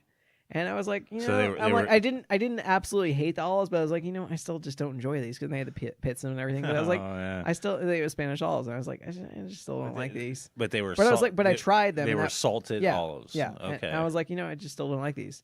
I would eat cheese. Like, I'm not a big cheese person. Like, I have to know what kind of cheese I'm eating. And I actually really love the like Spanish like basic cheese we get everywhere. Like, I love like a bocadillo with cheese. It's just cheese sandwich. I actually really enjoyed the Spanish one. But then at one point I had goat cheese, like hard goat cheese. What was your favorite food you came across? Oh my god, the paella is amazing. Yeah, paella. Yeah. In Spain, it's paella. Yeah, and to the listeners, let them kind of know what that is. Well, it's like a rice dish with like seafood. I remember I went to one place and there was literally in one town we were at. It was actually really cool because I drank some really good wine there and everything. And I was hanging out with some Swedish guys. But we went to one point. At one point we went to dinner and they had a giant paella pan, and it was probably I know exactly. It was probably like 2.5 feet. Like, it was like 3. It was like 3 feet across. They have them at the store. Yeah, and it had like chicken bones in it and everything, and it was fucking good. Yeah. Fuck. Yeah. Oh my god. And there was probably like 10 of us for dinner. Yeah, it was so good that we ate all of it. It was amazing because we just like kept getting like scoops out of this giant paella pan. Well, like the broth is amazing. Oh, dude, the broth is fucking amazing. Oh, like the store, like I mentioned. Well, in Spain, like I said, in Spain it's paella. Yeah, but and then they have the pulperias. Oh yeah, pulperias. Sometimes pronunciation horrible, and that's. Do you know what that is? It's actually no, I don't. Pulpo. It's octopus. Oh, okay, yeah. Okay. And then you have places where you get like pork chops at. I think I went to one place where we just got a bunch of pork chops. But it's kind of like seafood out there is kind of like a carniceria. But yeah, a lot of pretty much. Kind of. Well, kind of. I don't know. Because this is a carniceria. No, it's not like that. Well, no, the little mercados were like that. Okay. But you got anywhere you go, you get like any little town they had the one mercado and you get like fresh bread. That's awesome. Every day you get like some fresh bread, and they were like because. That's they what make you fresh. Get. They make fresh bread every day. Yeah, you get the fresh bread. It's amazing, and then you get usually some wine there. You get like a bottle of wine from some local like vineyard that was around there for like, 5-6 euros, and it was always really really good. Really, man. Yeah, and I'm disappointed because I'm almost out of the wine. I drank a whole bottle of fucking wine. But you told an awesome story. Yeah, you told an awesome. Well, and like I kept trying to ask you questions without derailing you, but I wouldn't say so. I have enjoyed this wine a lot, though. Yeah, it only got better over time. That's what they do. It got oxygenated and all that shit. Decanted. Decanted. That's what it's. Yeah, maybe. I don't know. I've enjoyed it. Well, do you have any other stories you want to tell? Like my big My big just that I can't wait to go again. Like, right. I honestly like. Well, my interest was your experience. Yeah. And like you did a good job of like. It's kind of in a way it kind of makes my life a little bit Richer? less happy. Really? Well, no, I'm saying less happy now because I'm not doing it. Ah. And it's one of those things, like I said, what I was the most happy I've ever been in my life is when I was walking the Camino. You've told me that before. And I mean, I would if somebody came to me right now, it's like, I'll give you a plane ticket to go to Spain and do this right now. I'd be like, I'll okay. Yeah. I'd take it in a second. I believe it. You I know? would do it, dude. Yeah. After hearing your story, I would take it in a fucking second do it. because I'd be so happy just doing it. Yeah. And I mean, I wish I could walk the Camino for the rest of my life. That's fine. I do it. I would honestly do it every day. You know, of course, the times that you want a little bit of time off, Yeah. just because.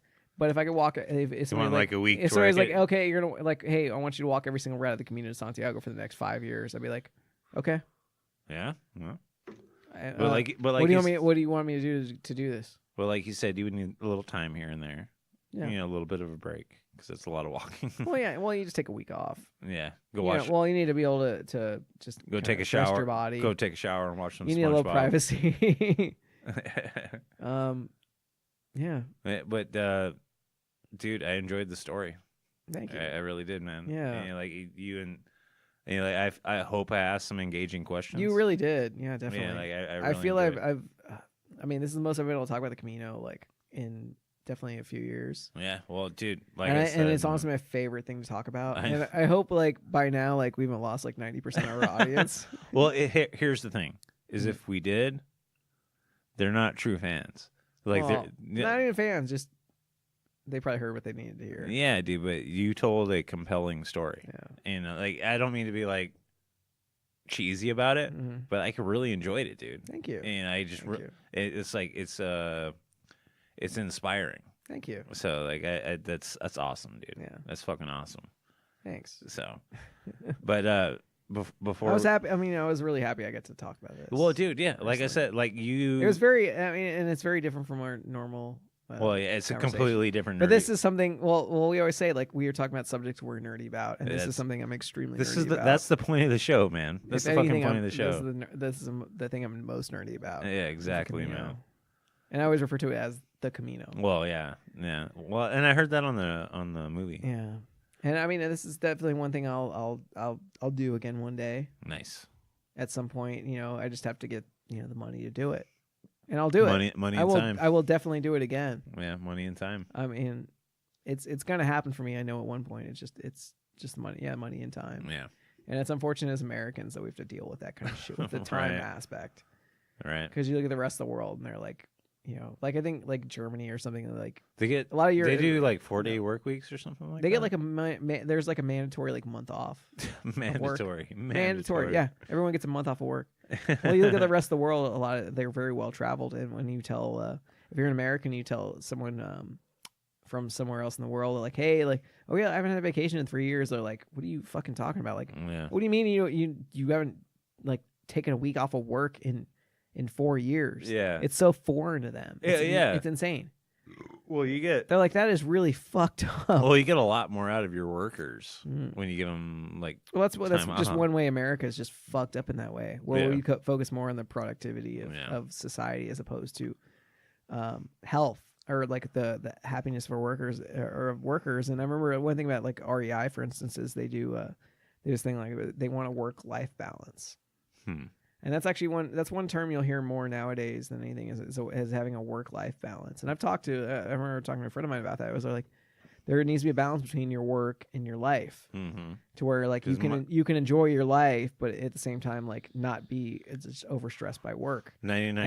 And if you don't have that, your life is just not. Yeah. You don't enjoy your life. Well, 99% of my life is work. Exactly. Yeah. Well, right now for me, it's like it's all work for the most part. This is my one day a week, where I'm like I can come over and I can just, even though I still kind of consider it as a job in a way, but it's not really. I still love doing it. It's a labor of love. It's a labor of love. It's a labor of love. But yeah, it's like most of my life is work, and I'm like, I'll talk to friends. I'm like, oh, when can we hang out? And I'm like, well, I'm free. Like it used to be like, oh, I'm free like every night. Like just let me know when you're free. I'm like, I can hang out, and then now I'm like, oh, well, I'm free like this night and this night, like at this time, and that's it. You got that's a big thing, man. Yeah. That's a big thing. But I'm working towards something. So well, before we come to a close, I want to bring up. This is fucking exciting as shit. Yeah. I'm going to be recording with the Confessionals. Confirmed date. Confirmed date. I'm going to be recording August 17th. It might be a month or two before that episode is released, but hopefully it's going to be, like I've got a really cool story to tell. You guys kind of have an idea of what I'm going to talk about, but you won't get it till you actually listen to the Confessionals. Shout out Tony Merkel. But yeah, that's going to be awesome, dude. Yeah. I'm like, I was literally like writing shit down like I do for our episodes to like do like, like, all right, man, I'm maybe only going to have about 20 minutes, but like he does 3-4 people an episode. Yeah. And like I showed you the schedule, dude, like how many it's, fucking on August 17th, that's like how many months from now? Yeah. It's a while. Yeah. So that's hopefully that'll be awesome. And then the thing I want to bring up for next week's episode, we're gonna do the history of metal. Yeah. And that's gonna be badass. We're gonna have Tony with us for that. It's so fun. Yeah. Do you got anything else you wanna? Yeah, I want to say since we're talking about this, anybody who is who did enjoy this and who's thinking about walking Camino, if you want to know anything. You want any advice, or you want to know what to pack and what not to pack, totally hit me up. I will give you any advice I possibly can. Ask me any question whatsoever, and we'll try to help you out as much as I can. Nice. And I will be actually super stoked that you decided to do it. Right. Because I like I said, I'm a huge fan, and I can't wait to do it again. And it's a life-changing experience. It really is. And I mean, like I said when I started this episode, it's a very personal thing to me. Wow. And it's extremely personal, more than anything in my life, and it matters to me more than anything. Right. Well, and like and even just finishing that walk, like I said, when getting to Compostela, that is more a more important document to me than any other document I could ever get in my life. Well, and like you could tell just talking about it, it brought out a lot of questions for me. You give me a doctorate that I worked towards for 8 years, I still would not think it's as important. That's awesome, dude. I can't necessarily say that, I can't be completely genuine with that just because I don't know what it would like to be get a doctorate, but I can kind of have a feeling it means that much. Yeah. To get to the end of a journey and something that was so life-changing. Yeah. And I told you more than once, dude. I'm like jealous. Yeah. I'm fucking jealous. And if I inspire even one person to do this, I'd be insanely happy. And please tell me. Yeah. I would be so happy. I would be so happy to hear about that. I will shout you out every single week on an episode. Yeah, dude. It's like, hey, where are you at right now? It's like, hey, where are you at right now? Where's this person at right now? Yeah, definitely. And you're like, hey, call us, Skype us. We'll like totally put you on for for like 5 minutes or whatever. We'd give you a fucking. Let me know where you're at, what you're doing, like how are you experiencing. We'd give you like an itinerary. You're like, where are you at? Yeah, what are you enjoying?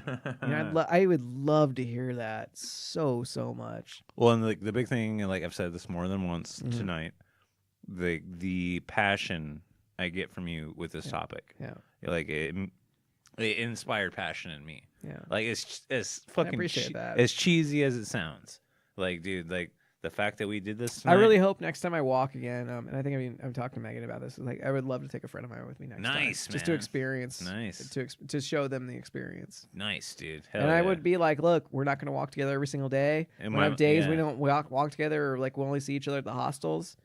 But I want you to experience it. I want you to know what it's really like. Yeah. Because it will change your life. Fuck yeah, dude. It will hands down change your life. Fuck yeah. I think that's really kind of what I should finish with. Hell yeah, and, brother. Give me one of these before you stop. Hello, fist bump. And actually, I don't want to finish off with our normal Nerdy Bones. We're out. I'm going to finish off with one thing. And let me do it. Indulge me. So I want to say Nerdy Bones. And if anybody who plans on walking, buen camino.